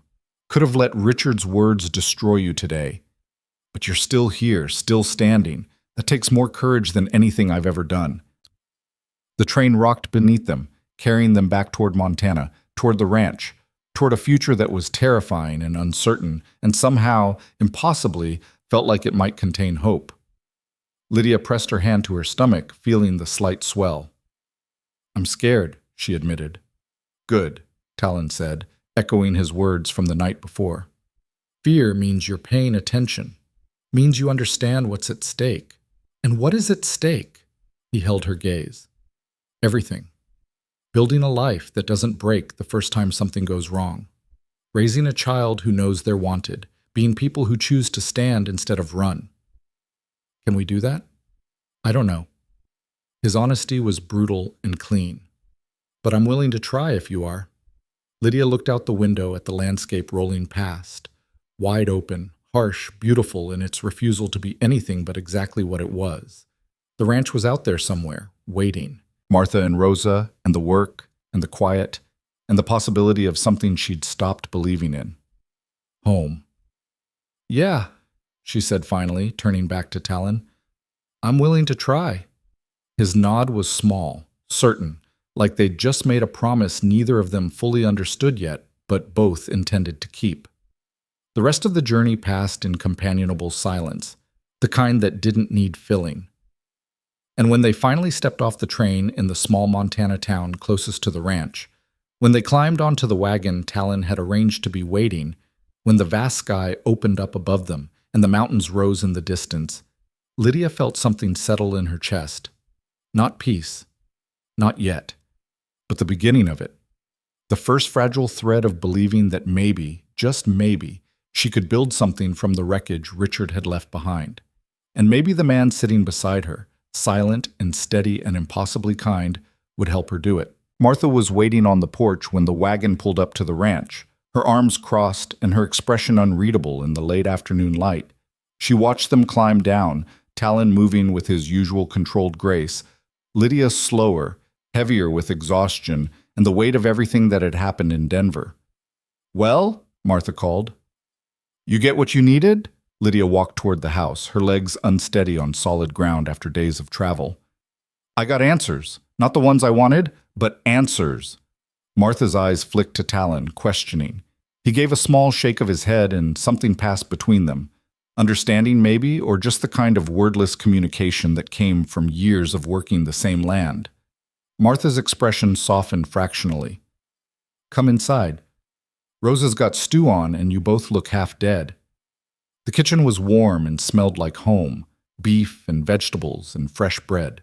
Rosa looked up from the stove, her face breaking into a genuine smile when she saw them. "Dios mío, you're back. We were worried." "We're fine," Talon said, hanging his hat by the door. "Just tired." They ate at the big table, the four of them, while the ranch settled into evening quiet around them. Lydia pushed stew into her mouth without tasting it, her mind elsewhere. She could feel the questions Martha and Rosa weren't asking, could sense their curiosity pressing against the silence. But neither woman pushed, and Lydia was grateful for it. After dinner, after the dishes were washed and Rosa had disappeared to her own cabin, Martha cornered Lydia by the pump outside. "What happened in Denver?" she asked bluntly. Lydia stared at the darkening sky. "He denied everything, said the baby isn't his, threatened to have us arrested if we didn't leave." "Son of a bitch," Martha's voice was flat with disgust. "I told you he'd be like that." "You were right." Lydia turned to face her. "About all of it. He made me feel small and stupid and worthless, made it clear nobody would believe me over him." "But you survived it." "Talon claimed the baby." The words came out in a rush. "Told Richard it was his, said I was his woman and the child was his, and we didn't need anything from him." Martha went very still. "Did he now?" "I didn't ask him to. He stepped in and said it, like it was the most natural thing in the world." Lydia's hands twisted together. "I don't understand why." "Don't you?" Martha's expression was knowing. "That man's been watching you since the day I dragged you here, trying to figure out if you were real or just another ghost passing through. Way I see it, he made his choice. But it's not his responsibility. Maybe not, but Talon doesn't do anything halfway. If he claimed that child, he meant it." Martha's voice gentled slightly. "Question is, what are you going to do about it?" Lydia didn't have an answer. She went to bed that night in her small cabin, surrounded by familiar walls and familiar sounds. and felt more lost than she had standing at the river's edge months ago. At least then the choice had been simple: live or die. Now she was faced with something infinitely more complicated: a man who'd offered to be a father to a child that wasn't his. A future that depended on trusting someone when trust had already destroyed her once. Sleep came in fragments, broken by dreams of Richard's cold eyes and Talon's steady voice saying, "The child is mine," like a vow. The next few weeks settled into a rhythm that was both familiar and strange. Lydia returned to her work in the kitchen, to the early mornings and the endless cycle of meals and cleaning. But everything felt different now, heavier. Her body was changing in ways she couldn't hide anymore. The swell of her stomach visible even through loose clothing, her movements slower, more careful. The ranch hands noticed. She could see it in their sidelong glances, their whispered conversations that stopped when she came near. But nobody said anything directly, not with Talon watching. He'd changed too, though the changes were subtle. He stayed closer to the main house now, finding excuses to be nearby when Lydia was working. He'd appear in the kitchen to check if Martha needed wood for the stove, would linger in the yard during meals, would somehow always be there when Lydia carried something heavy or climbed the porch steps. "You don't have to hover," she told him one morning, catching him watching her from across the yard. He walked over, his boots crunching in the frost. "Not hovering, just making sure you don't overdo it. I'm pregnant, not broken." "Didn't say you were broken." His eyes were steady on hers. "But you're carrying extra weight and working harder than you should. Let someone help." "Like you helped in Denver?" The words came out sharper than she'd intended. Talon's expression didn't change. "Yeah, like that. Problem?" Lydia looked away, frustrated with herself, with him, with the situation that had no easy answers. "I don't know how to do this. How to let someone help without it becoming something else." "What's something else?" "Obligation, debt, the kind of help that comes with strings attached." He was quiet for a moment. "You think I'm keeping score? Waiting for you to owe me?" "I don't know what you're doing," Lydia admitted. "You claimed a child that isn't yours. You watch me like I might disappear if you look away. You hover even though I told you not to. What am I supposed to think?" Talon's jaw tightened. "Think that I meant what I said in Denver, that I choose to stand with you. That's it. No strings, no debt, just a choice I'm making every day." He took a step closer. "You want me to back off? I'll back off. But don't confuse help with control. I'm not him." The reference to Richard hit like a slap, because he was right. She was confusing them, seeing manipulation where there was only steady presence, expecting betrayal because it was all she knew. "I'm sorry," she said quietly. "Don't be sorry. Just trust that I mean what I say." He turned to go, then paused. "And for what it's worth, you're the strongest person I know, broken or not." He walked away before she could respond, leaving her standing in the frost with her heart beating too fast and her defenses crumbling faster than she could rebuild them. That night, Martha knocked on her cabin door with a bundle of fabric under her arm. "Made you something," she said gruffly, thrusting the bundle forward. Lydia unfolded it to find a dress. Simple, sturdy, but cut to accommodate her changing shape. The fabric was soft, worn in, the kind that came from clothes that had been carefully repurposed. "Martha, I can't." "You can and you will. Can't have you bursting out of that gray thing you've been wearing." Martha's voice was a matter of fact, but her eyes were kind. "Besides, Rosa helped. She's better with a needle than I am." Lydia pressed the dress to her chest, overwhelmed by the simple kindness of it. "Thank you," Martha waved it off. "Don't get weepy on me, just practical." She paused at the door. "You know what you're doing with Talon?" "No." "Fair enough. Neither does he, probably." Martha's expression was thoughtful. "But I've known that man for 10 years. Watched him bury everyone he loved, watched him close himself off until he was more ghost than human. This is the first time since Maria died that I've seen him look at someone like they matter. It's complicated. Everything worth having is complicated." Martha pulled her shawl tighter. "Just don't make him wait forever for an answer. A man like that, he'll wait as long as you need, but waiting hurts. Remember that." She left, and Lydia stood holding the dress, thinking about Talon waiting. About Maria's grave, and the child that never drew breath, and the brother who'd died leaving Talon completely alone. About a man who'd lost everything choosing to risk his heart on a woman carrying another man's child. The weight of it was staggering. Winter came hard that year, early snow that buried the ranch in white silence. Lydia's pregnancy advanced in step with the season, both of them moving towards something inevitable and terrifying. She was 5 months along now, the baby moving inside her with flutters that became kicks, real, undeniable, a life taking shape whether she was ready for it or not. The work got harder. Her back ached constantly. Her feet swelled in her boots, and climbing stairs left her breathless. Martha and Rosa quietly adjusted her tasks, giving her more time at the work table and less time hauling water or chopping wood. The ranch hands stopped looking at her sideways and started nodding respectfully when she passed, as if her visible pregnancy had somehow made her more real, more permanent. Talon remained a constant presence, but he'd taken her words to heart and stopped hovering. Instead, he found quieter ways to help. A chair that appeared at the kitchen work table so she could sit while peeling vegetables. Her cabin door that suddenly opened smoothly after months of sticking. Wood stacked outside her door without her asking, enough to keep the stove burning through the coldest nights. He never mentioned it, never asked for acknowledgement, just did what needed doing and moved on.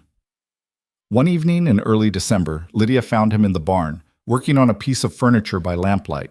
She stopped in the doorway, watching his hands move over wood with surprising delicacy. "What is that?" she asked. Talon looked up, startled.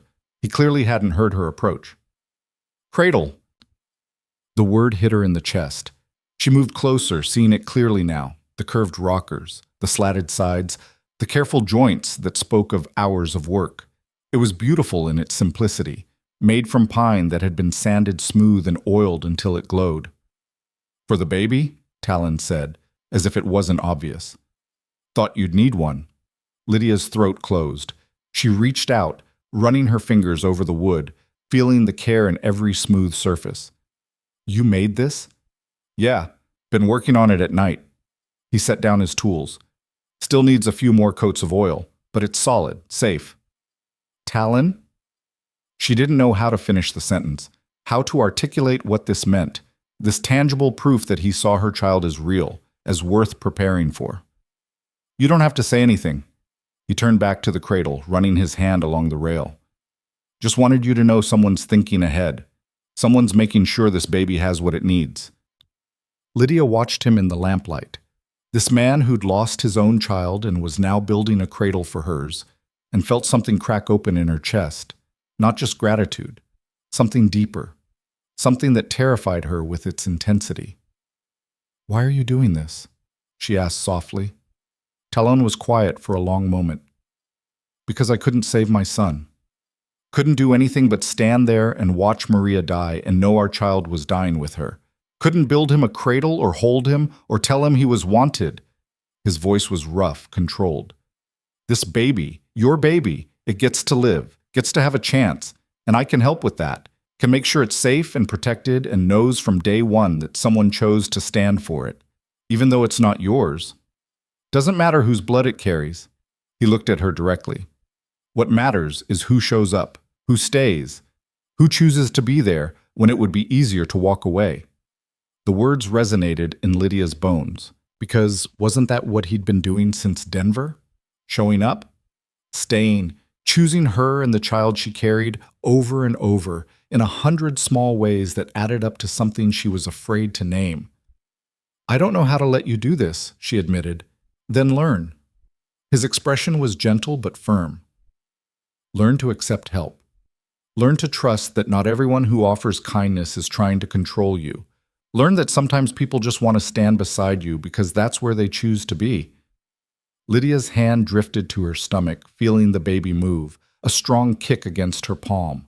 Life asserting itself, demanding space, refusing to be ignored. "Okay," she whispered. Talon's eyes softened. "Okay? Teach me how to trust, how to let someone help." She met his gaze. "How to build something that doesn't break the first time it gets tested." He stood, moving around the cradle, stopping close enough that she could feel the warmth radiating from him in the cold barn. It won't be easy. You'll want to run, want to push me away, want to convince yourself it's safer alone. I know. And I'll probably mess up. Say the wrong thing or push too hard or not understand what you need. His hand lifted, hesitated, then gently touched her cheek. But I'll keep showing up, keep trying, keep choosing you. The touch was feather light, barely there, but it sent electricity through Lydia's whole body. She leaned into it before she could stop herself, craving the contact, the warmth, the simple human connection she'd denied herself for so long. Talon, marry me. The words were quiet, matter-of-fact, completely devastating. Lydia's breath stopped. What? Marry me. He said it again, clearer now, his eyes steady on hers. Give the baby a name. A father who'll claim it legally. Protection from people who'll judge a woman alone with a child. You don't have to. I know I don't have to. I want to. His hand dropped to his side. I'm not asking because I think you owe me. Not asking because I expect anything from you. I'm asking because it's the right thing to do. Because that child deserves better than being called a bastard. Because you deserve better than spending your life looking over your shoulder, waiting for Richard Kavanaugh or someone like him to use your situation against you. Lydia's mind spun. Marriage. To a man she'd known for months, a man who was offering her protection and a name and legitimacy without asking for anything in return. It was insane, practical, terrifying, everything she needed and nothing she'd ever expected. What about you? She asked. What do you get out of this? Talon's smile was small and sad. A chance to be a father. To not spend the rest of my life wondering what it would have been like. To have someone to build for instead of just survive for. He paused. And maybe, if we're both lucky, a chance to feel something other than empty. The honesty of it broke something in Lydia. This man who'd lost everything was offering himself, not perfectly, not romantically, but real and raw and right there. I can't promise to love you, she said, the words coming out choked. I don't know if I remember how. Don't want promises you can't keep. Talon's voice was steady. Just want you to try. To let me stand with you. To build something together that's ours, not defined by what was taken from us. The baby kicked again, hard enough to make Lydia gasp. She pressed her hand to the spot, feeling the life inside her demanding its own future. A future that would be safer, more secure, if she accepted what Talon was offering. But it was more than practicality pushing her toward yes. It was the way he'd stood in Richard's office and claimed her child without hesitation. The way he'd built a cradle in the lamplight, preparing for a baby that shared none of his blood. The way he watched her like she was worth protecting, worth choosing, worth the risk of opening his scarred heart one more time. Yes, she said, and the word felt like stepping off a cliff into unknown air. Talon's expression didn't change dramatically, but something in his eyes shifted. Relief, maybe, or hope, or just the quiet satisfaction of a decision made. We'll do it simple, he said. No fuss. Just legal and binding. Give the baby my name. Make sure nobody can question its place here. When? Soon as you're ready. Week, maybe 2. Give you time to be sure. Lydia almost laughed. I'm not sure of anything, but I'm saying yes anyway. That's all I need. He reached out, his hand finding hers, rough calluses against her work-worn palm. We'll figure out the rest as we go. They stood like that in the barn, hands joined, lamplight casting long shadows while snow whispered against the walls outside. It wasn't romantic, wasn't the kind of proposal girls dreamed about, but it was honest and necessary and built on something stronger than pretty words. It was built on mutual survival and the choice to face an uncertain future together rather than alone. Martha took the news with surprising calm. About damn time, was all she said, then immediately started planning. We'll do it at the ranch. Get the circuit preacher when he comes through next week. Rosa and I will make a meal. Nothing fancy, but decent. You're not surprised? Lydia asked. Martha snorted. I've been watching that man build a cradle for 2 weeks. Wasn't hard to figure where this was headed. Her expression softened. You doing okay with it? Terrified. Good. Means you're taking it serious. Martha squeezed her shoulder. Talon's a good man. Probably the best I've known. He won't hurt you on purpose, But marriage, any marriage, it's work. Harder work than anything else you'll do. You both understand that? I think so. Then you'll be fine. Or you'll figure it out. Martha's smile was small. Either way, you're both too stubborn to quit. The week passed in a blur. Rosa sewed Lydia a simple dress in cream-colored cotton, loose enough to accommodate her pregnancy. Martha scrubbed the main house until it gleamed. The ranch hands built a bonfire in the yard, their way of celebrating without making a fuss. And Talon continued his work, steady and constant, preparing the ranch for winter while Lydia watched and wondered what she'd gotten herself into. The night before the wedding, she couldn't sleep. She sat by her window watching stars wheel overhead, pressing her hands to her belly where the baby moved in restless patterns. Your father, your real father, he's a coward, she whispered to the life inside her. He didn't want you, didn't want me. But the man who's claiming you tomorrow, he's choosing you, choosing us. And I'm going to spend the rest of my life making sure you know the difference. Making sure you understand that blood doesn't make a father. Showing up does. Staying does.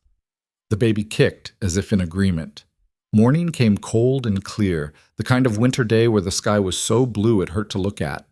Lydia dressed in her new cream dress, let Rosa pin her hair up with careful hands, and walked to the main house on legs that shook with nerves and exhaustion and something that might have been hope. The circuit preacher was a weathered man with kind eyes who asked no questions about the pregnant bride or the Apache groom. He'd seen enough frontier marriages to know that survival made its own rules. Martha and Rosa stood witness, along with a handful of ranch hands who'd cleaned up and put on their best shirts for the occasion. Talon stood by the fireplace, dressed in dark pants and a clean white shirt that made his copper skin look even darker. His hair was pulled back, his face serious, his eyes locked on Lydia as she crossed the room. The ceremony was brief, simple vows about honor and protection and standing together through whatever came. Lydia's voice shook when she spoke, but she got the words out. Talon's voice was steady, certain, like he was making a vow he'd already been keeping for months. When the preacher pronounced them married, Talon didn't kiss her, just took her hand, squeezed it once, and turned to face the small gathering of people who'd become their family. Thank you for being here, he said simply. Now, let's eat. The meal was chaos, too much food, too many people crowded around the table, laughter and conversation flowing like water. Lydia sat beside her new husband and tried to process the fact that she was married, that the baby moving inside her now had a father and a name, that she'd just bound herself to a man she barely knew for reasons that were both practical and terrifyingly hopeful. Later, after the food was gone and the ranch hands had scattered to their work, Talon walked Lydia back to her cabin. They stopped at the door, awkward and uncertain. So, Lydia said. So, Talon echoed. What happens now? He was quiet for a moment. You keep living here. I'll stay in the main house for now. Give you space. Give us both time to figure out what this is. Relief and something like disappointment tangled in Lydia's chest. You don't want... I want a lot of things. His voice was rough. But I'm not going to push. We're married legally, but everything else, that comes when you're ready. If you're ever ready, no pressure, no expectations. Lydia looked at this man who'd just married her and was now offering her space when most men would demand their rights as a husband. Thank you. Don't thank me for basic decency. He stepped back, creating distance. Get some rest. Baby's going to keep you up enough without me adding to it. He walked away, and Lydia went inside her cabin, her married cabin, though nothing had changed except a piece of paper and a promise. She lay in her narrow bed and pressed her hands to her stomach, feeling the life inside her shift and settle. We did it, she whispered. We're safe now, legal, protected. But safety wasn't the same as happiness, and protection wasn't the same as love. Those would have to come later, if they came at all. For now, she had a name and a man who'd chosen to stand, and that would have to be enough. Winter deepened, and Lydia's pregnancy advanced in lockstep, both moving toward their inevitable conclusions with a momentum that felt beyond her control. She was 6 months along now, then 7, her body transforming in ways that were both miraculous and terrifying. The baby was active, kicking hard enough to wake her at night, making its presence known in a way that left no room for denial or distance. She was going to be a mother, soon. The thought still didn't feel real, even as her body insisted otherwise. Marriage to Talon settled into a strange rhythm. They were husband and wife legally, bound by vows and a preacher's blessing, but in practice they lived separate lives that intersected only at mealtimes and in passing. He'd kept his promise about space, staying in the main house while she remained in her cabin. They worked side by side during the day, him fixing fence lines and breaking horses, her helping in the kitchen and doing lighter tasks as her pregnancy allowed, but there was a careful distance between them, a politeness that felt both respectful and lonely. Martha watched them dance around each other with thinly veiled frustration. "You two are married," she said one morning, cornering Lydia in the pantry, acting like strangers passing on the street. "We agreed to take it slow. Slow's one thing, this is glacial." Martha's eyes were sharp. "That man built you a cradle, married you to give your baby his name, and you're still treating him like he might disappear if you get too close. What if he does?" The words burst out before Lydia could stop them. "What if I let myself depend on him and he changes his mind, realizes this was a mistake?" Martha's expression softened. "Oh, child, you're still expecting everyone to leave." "Everyone does leave, or they stay and make you regret it." Lydia pressed her hands to her swollen belly. "My father died. My mother died. Richard destroyed me and walked away laughing. Why should Talon be different?" "Because he already had 100 chances to walk away and chose to stay every time." Martha moved closer, her voice gentle but firm. "I know you're scared. Know that trust feels like weakness after what you've been through. But that man out there, he's scared too. Scared he's not enough. Scared you'll never really let him in. Scared he's going to lose another family before he ever really has one." The words hit like a blow. "He said that?" "Didn't have to. I've known him long enough to read what he doesn't say." Martha squeezed Lydia's shoulder. "Talk to him. Before that baby comes and everything gets harder. Figure out what you're building together, because right now you're both just waiting for the other shoe to drop." That night, Lydia walked to the main house after dinner, her heart hammering against her ribs. She found Talon on the porch, sitting in the dark with a cup of coffee gone cold in his hands. He looked up when she approached, surprise flickering across his face. "You okay?" he asked immediately. "Baby okay?" "We're fine."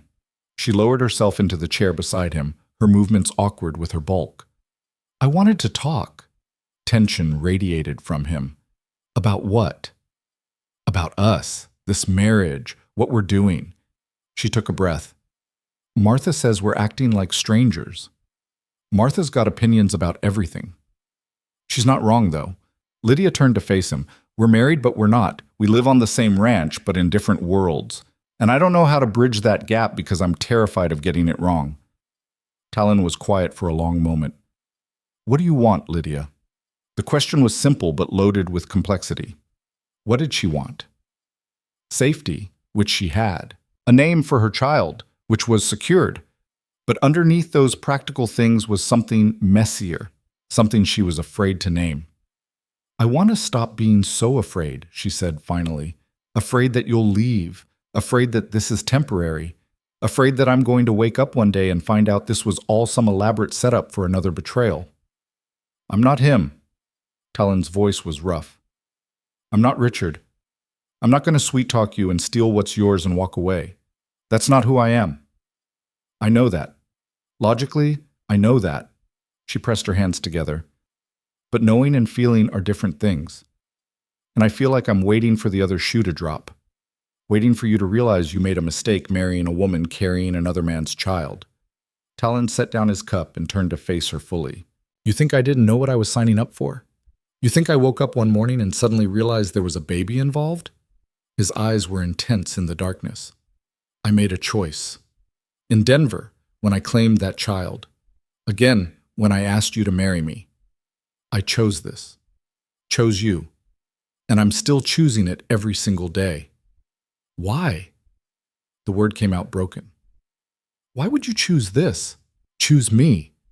I'm a mess. I'm damaged. I come with complications and baggage, and a child that's not yours. Stop."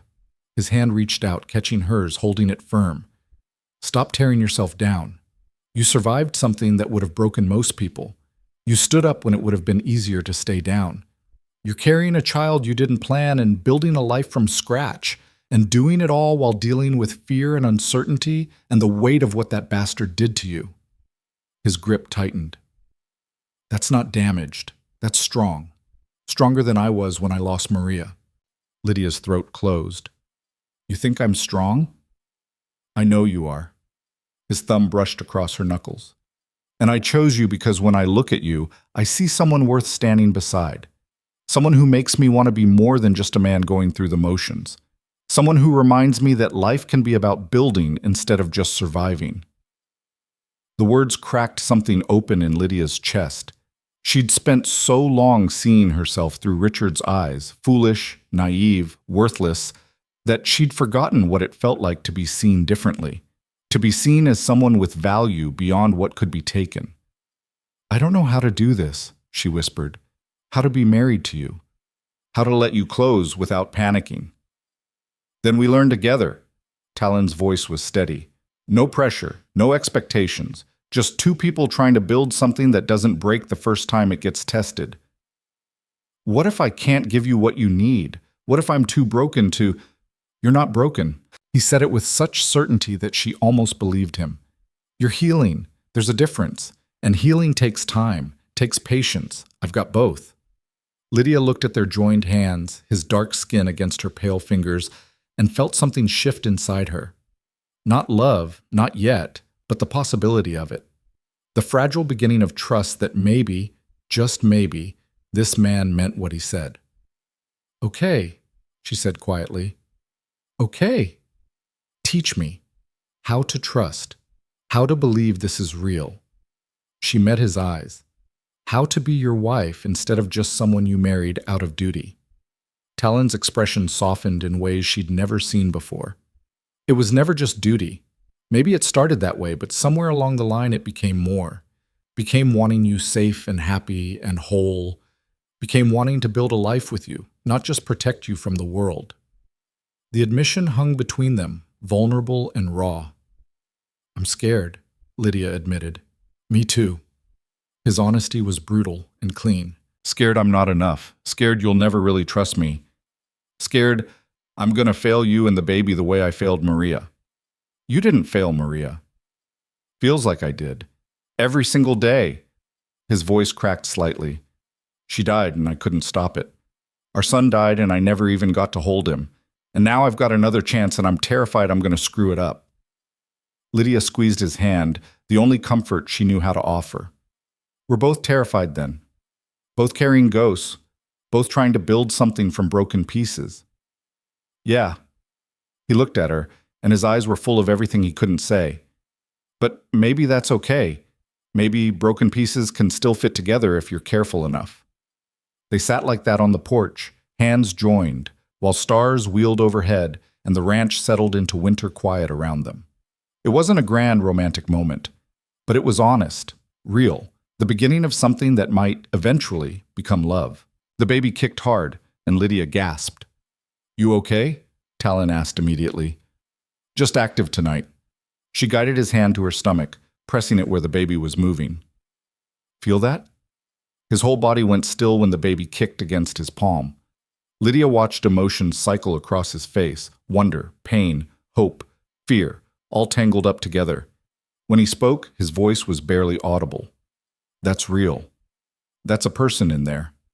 Yeah, Lydia kept his hand pressed to her belly. Your child. In every way that matters. Talon's eyes met hers, and there were tears in them that he didn't let fall. Thank you. For what? For letting me be part of this. For giving me a chance to be a father. His hand spread wider across her stomach. For choosing to stay when it would have been easier to keep running. I'm done running, Lydia said, and realized she meant it. This is home now. You're home.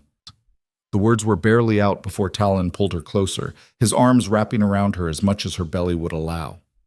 The embrace was careful, reverent, like he was holding something precious that might break. Lydia let herself lean into it, let herself accept the comfort, let herself begin to believe that maybe this was real and lasting and worth the risk.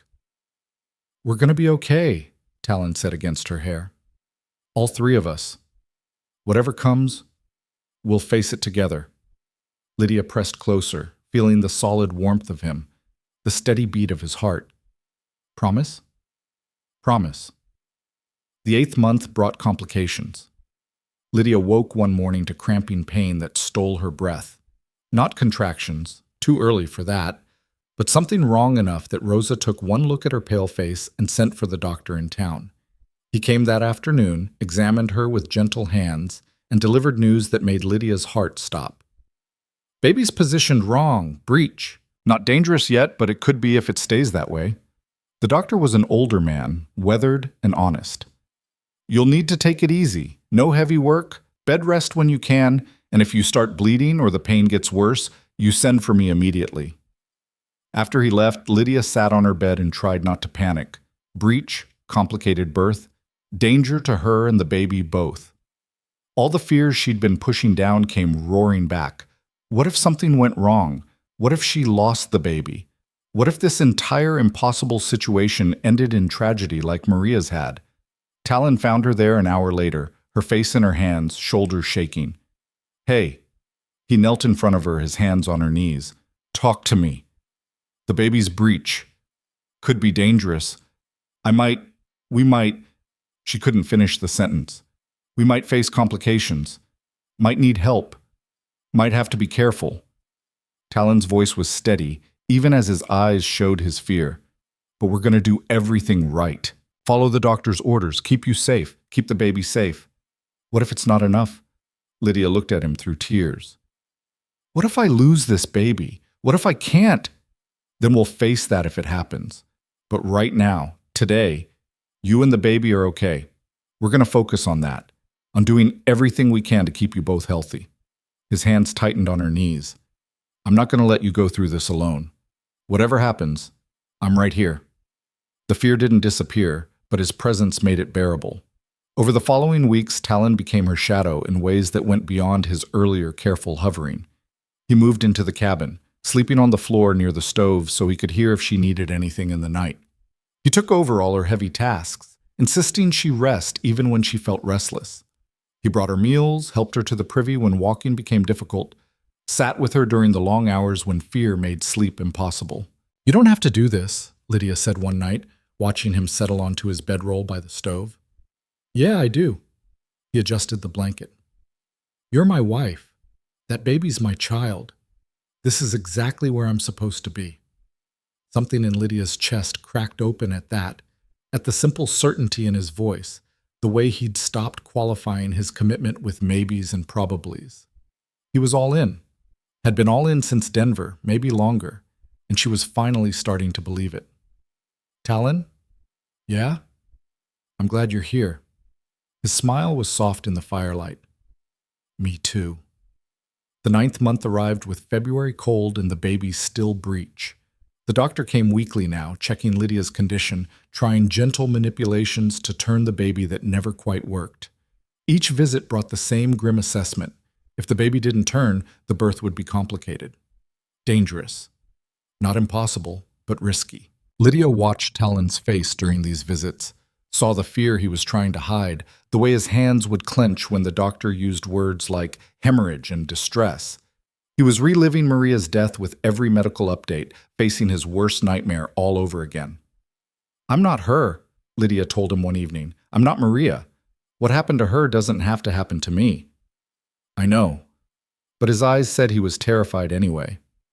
Talk to me. Tell me what you're thinking. Talon was quiet for a long time. When he spoke, his voice was raw. I'm thinking that I can't lose you. Can't lose another wife, another child. Can't stand at another grave and wish I'd done something different. He looked at her. And I'm thinking that if something goes wrong, if it comes down to a choice, don't. Lydia knew where he was going. Don't ask me to choose. I have to. If it comes down to you or the baby, you save yourself. Promise me. The request was impossible, devastating. Talon, promise me. His voice broke. I can survive losing the baby. I've done it before, but losing you... He couldn't finish. Lydia reached for his hand, holding it tight. I promise to fight like hell to make sure you don't lose either of us. That's the only promise I can make. It wasn't what he wanted to hear, but he accepted it with a nod that said he knew he couldn't ask for more. Labor started on a Tuesday morning in late February, 3 weeks before the baby was due. Lydia woke to pain that was different from the cramping she'd grown used to, deeper, rhythmic, insistent. She lay still for a moment, counting the time between contractions, then reached over to shake Talon awake. It's time. He was on his feet in seconds, moving with controlled efficiency even as she could see panic in his eyes. How far apart? Maybe 10 minutes. I'll get Martha and Rosa. Get the doctor. He was pulling on his boots, his hands shaking slightly. You just stay calm, breathe. Don't panic. I'm not the one panicking, Lydia pointed out, another contraction stealing her breath. He paused at the door, looking back at her with naked fear on his face. I can't lose you. You won't. She tried to sound more certain than she felt. Now go get help. The next hours blurred into a haze of pain and effort, and Martha's steady voice talking her through it. The doctor arrived as labor intensified, examining her with gentle hands and a grim expression. Baby's still breech. This is going to be hard. He looked at Lydia directly. You need to listen to everything I say. Push when I tell you. Stop when I tell you. We're going to get this baby out safe, but you've got to work with me. Lydia nodded, gripping Rosa's hand on one side and Martha's on the other. Talon hovered near the door, his face gray with fear, until Martha barked at him.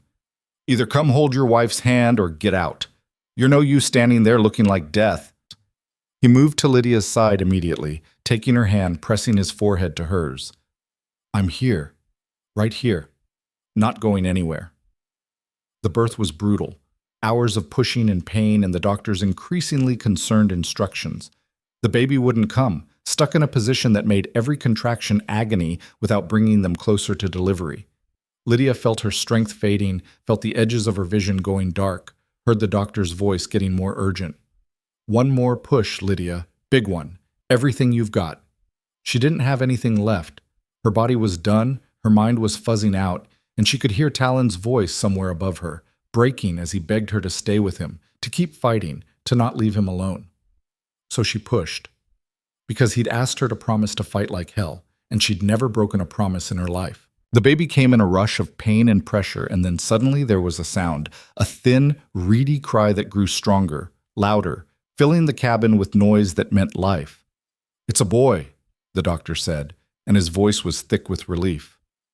Healthy lungs on him, strong.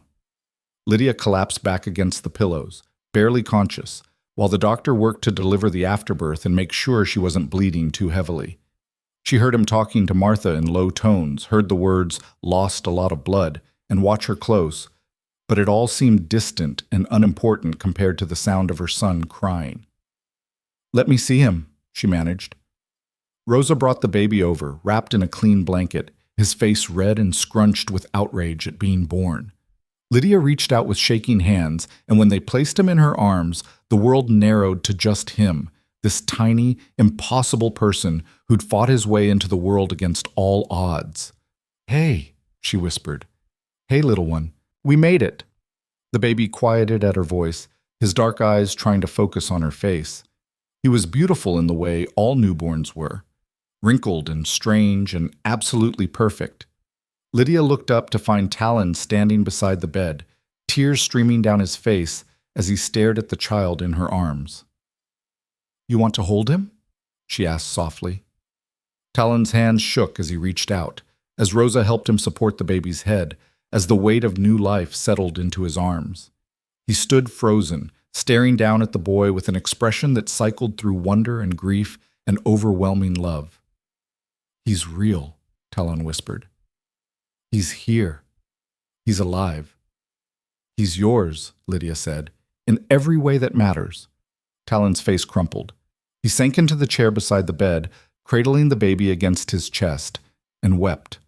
For the son he'd lost, for the wife who'd died, for the years of emptiness, and for this impossible second chance he'd been given. The baby squirmed, made a small sound of protest, then settled against Talon's chest like he belonged there, like he'd always belonged there.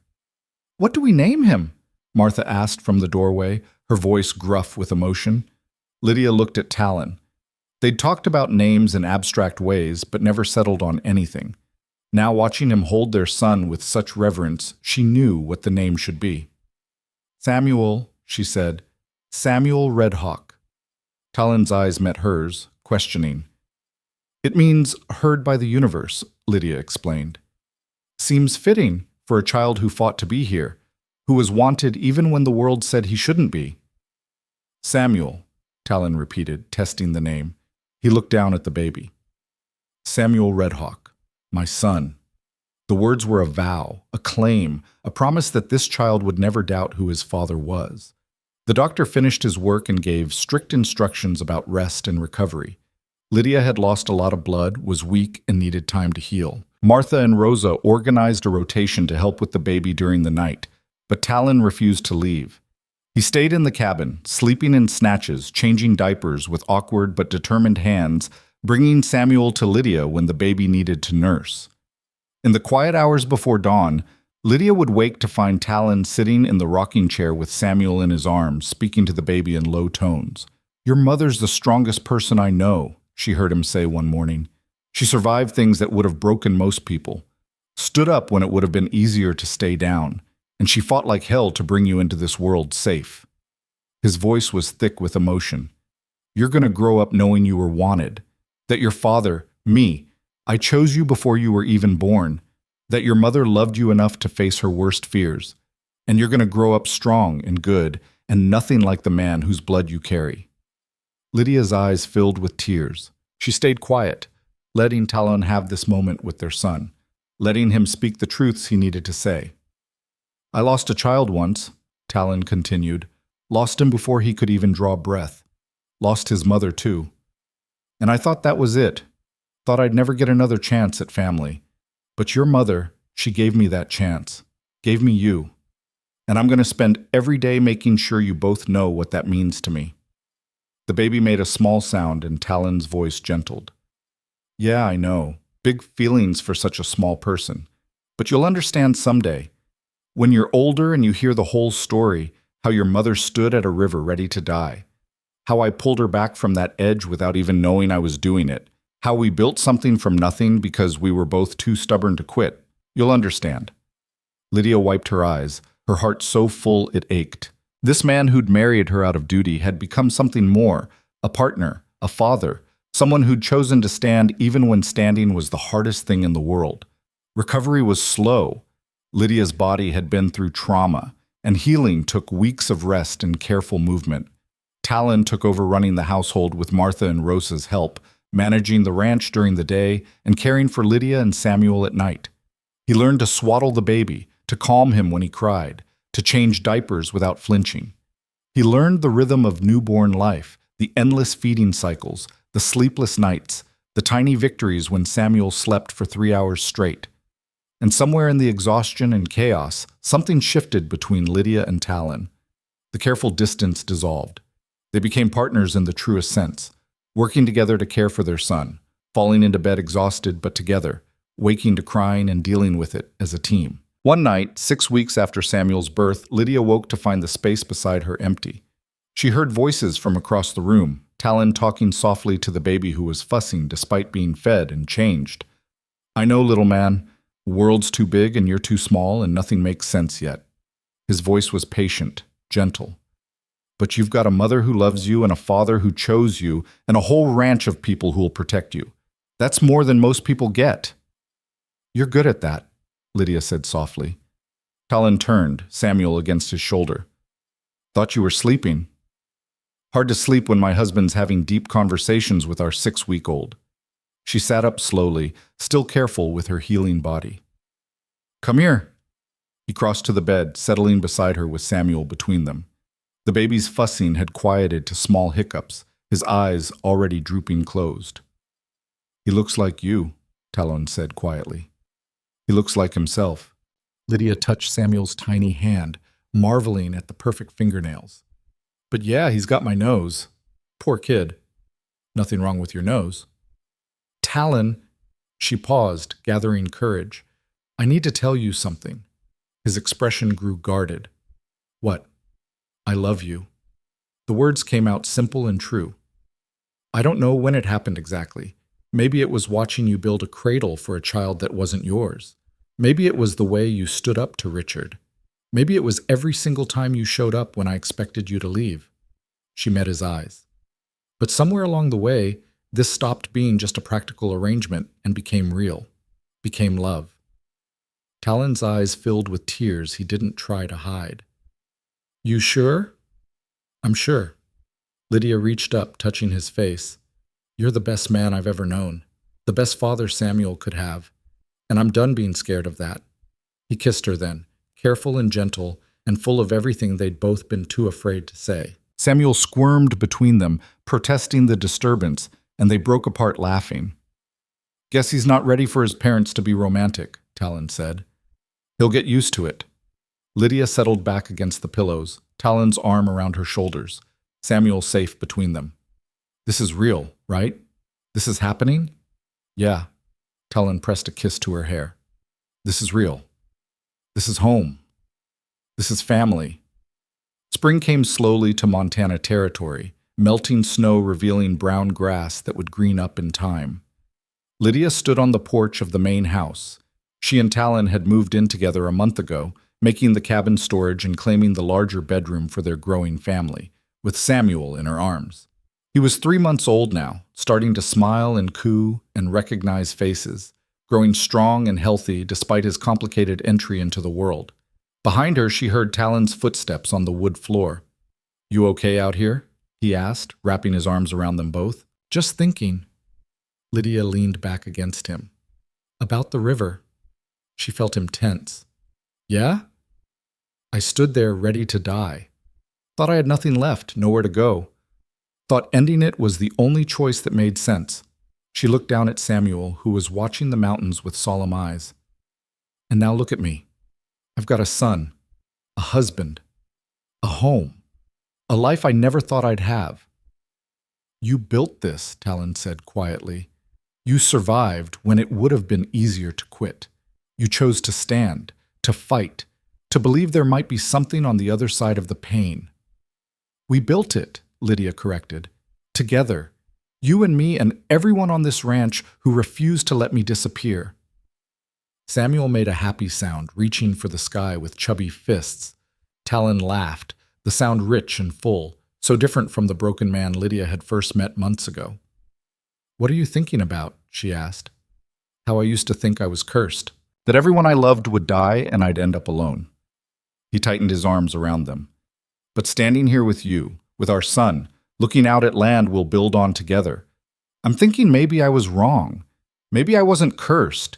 Maybe I just hadn't met the right person to build something lasting with. Lydia turned in his arms, careful not to jostle Samuel. I love you. I love you too. He kissed her, soft and sure. Both of you. More than I knew I could love anything. Samuel squirmed, demanding attention, and they broke apart, smiling. This was their life now, chaotic and exhausting and filled with the kind of love that came from choosing each other every single day. Not perfect, not easy, but real and solid and worth every moment of fear and uncertainty it had taken to build. That night, after Samuel was asleep in his cradle, the one Talon had built with such care, Lydia lay in bed beside her husband and thought about the journey that had brought her here. From the river's edge to this moment, from broken to healing, from alone to loved. No regrets? Talon asked, his voice sleepy. Not one. Lydia pressed closer to his warmth. You? Only that I didn't find you sooner, didn't get more years with you. We've got years ahead of us, decades, if we're lucky. Then I'm the luckiest man alive. He kissed her forehead. Get some sleep. Samuel will be up in a few hours demanding food. But Lydia stayed awake a little longer, listening to Talon's breathing even out into sleep, listening to Samuel's tiny snores from the cradle, feeling the solid weight of the life they'd built together.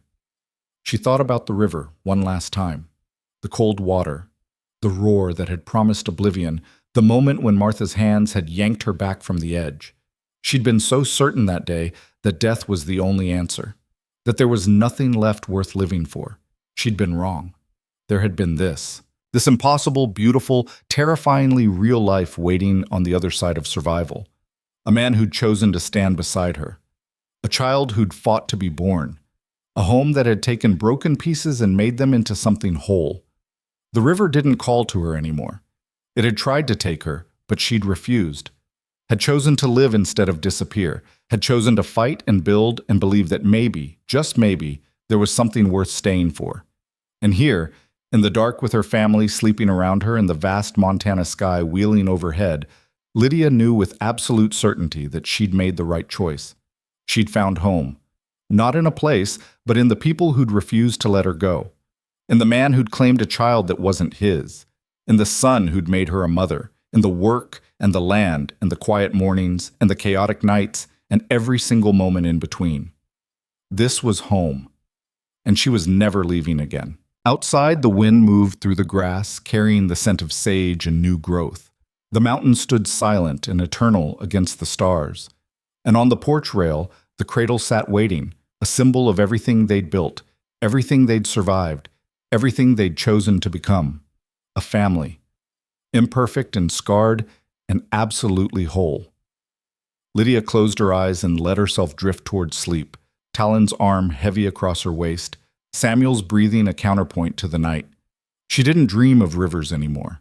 She dreamed of mornings, of Samuel's first steps and first words, of growing old beside a man who'd chosen to stand when standing was the hardest thing in the world, of building a life so solid that nothing could wash it away.